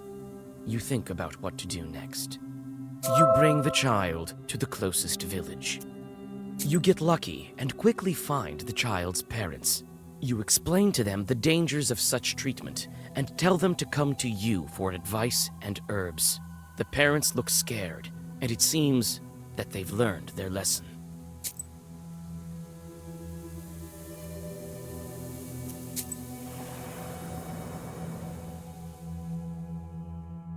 You notice a familiar silhouette of the wooden church among the branches. You decide to come inside and rest a bit from the long road. When you come closer, you understand that this church has been long since abandoned. The windows are boarded up, and here and there you can see holes in the walls, as black as empty eye sockets. You can't overcome your curiosity and push on the mossy door. After a moment, your eyes adjust to the darkness. A swarm of chorts turned this abandoned church into a gambling den.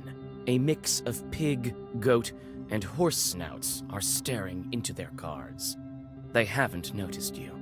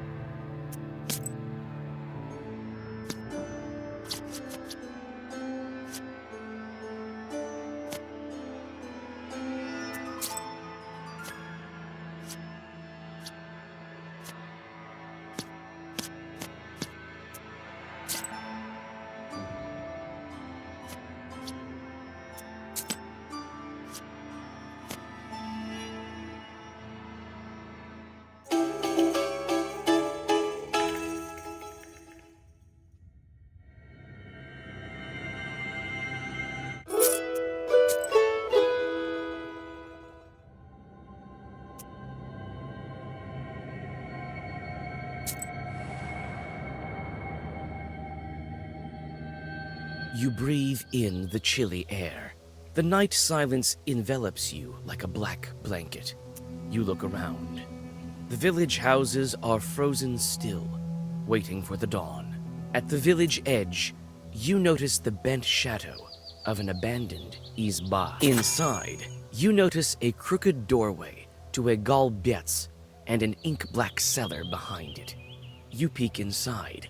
The cellar has been buried beneath the earth and broken boards for a long time now.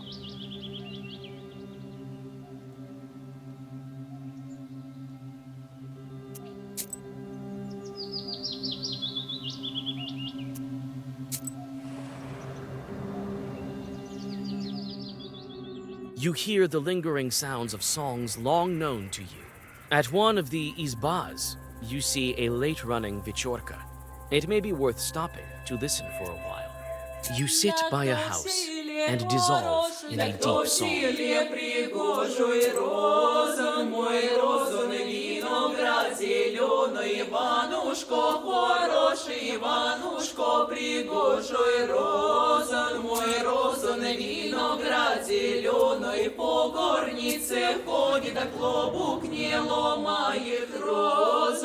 At night, the roads of Perm province are not the safest of places for the common folk.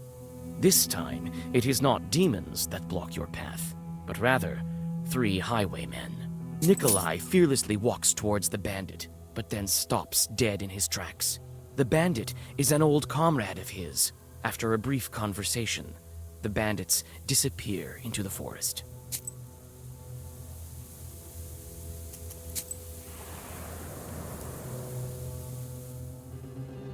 You enter an old moonlit cemetery. Wooden tombstones are half broken. They stand in the dark like a squad of silent soldiers, each one staring at you blindly. You remember that this is the cemetery where the old hag Manka was buried. She was a famous witch Ikotnik. You search the silent cemetery and feel your skin crawl, a sign that evil spirits are nearby. One of the graves is dug up as if by a wild beast. You come closer. You almost fall over, but hold on to an old cross. Immediately, you realize that the old witch left her demons inside the crucifix.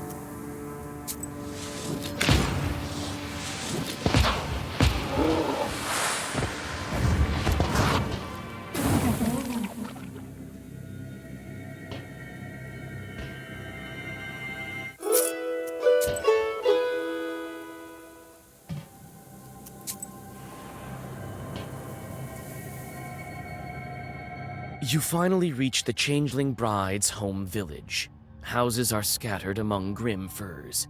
You feel the presence of evil spirits, and the book also seems to tremble with anticipation. You soon find the izba, where the presence of evil spirits is strongest. As you approach, you hear the shrill cries of a baby coming from inside. The bride bites her lip and shifts from one foot to the other. You sigh. You'll need to make the first move. Who goes there? My baby can't sleep. Who are you girls? What do you need? Your child is a demon. See for yourself. The Abderichas changeling lies in the cradle, looking exactly like a human baby. How can I make him show his true form? You begin to whisper a prayer, But the child is not calming down. The Banya bride quickly walks up to the baby and tosses it over her shoulder. Christ skinned what are you doing, you witch? Take a look at who you're raising. The crying baby turns into a piece of wood. Step aside. Hide over the stove. As soon as the mother and daughter climb above the stove, the log attacks you.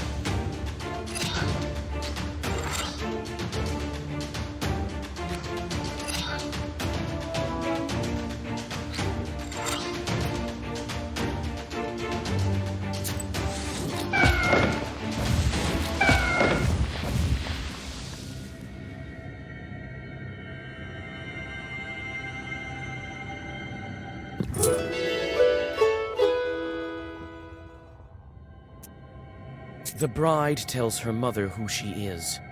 They hug. You can only guess how it feels to lose 18 years of your life.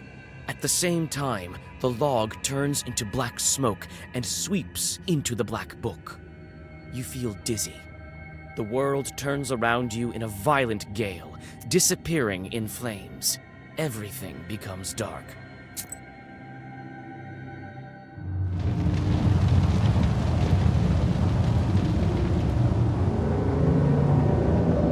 Impressive. In only a week's time, the first seal is gone. All that's left is to open the seal. As I told you, you are very talented.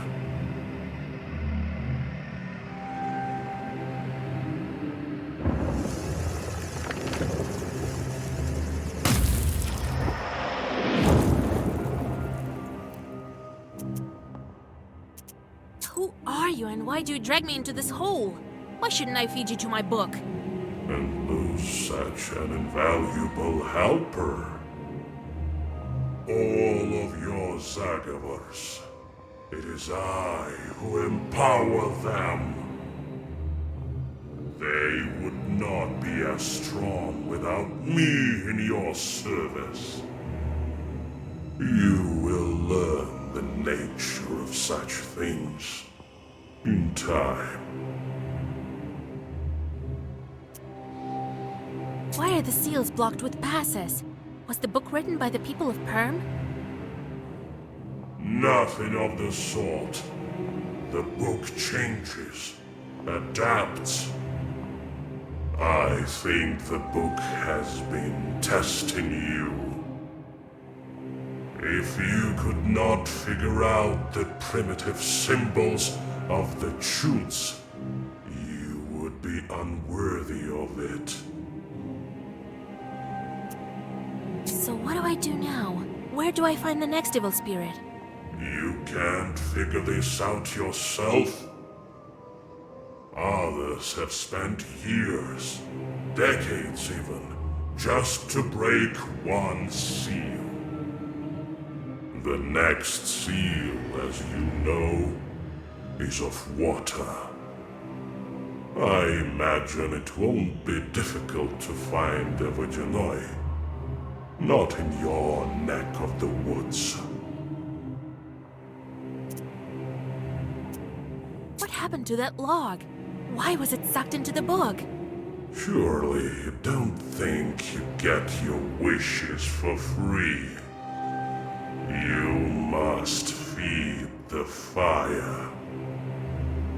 Some spirits just vanish, absorbed by the book. Others possesses power enough to break the seal. Who did it before me? People of greatness who became greater when they reached the end of the Black Book. The Black Book makes wishes come true. It can be used in many ways. You should think about how you can use it. It's time for me to return to the light. Is that all you wished to ask me? Very well. You may go. We will meet again when you break the water seal.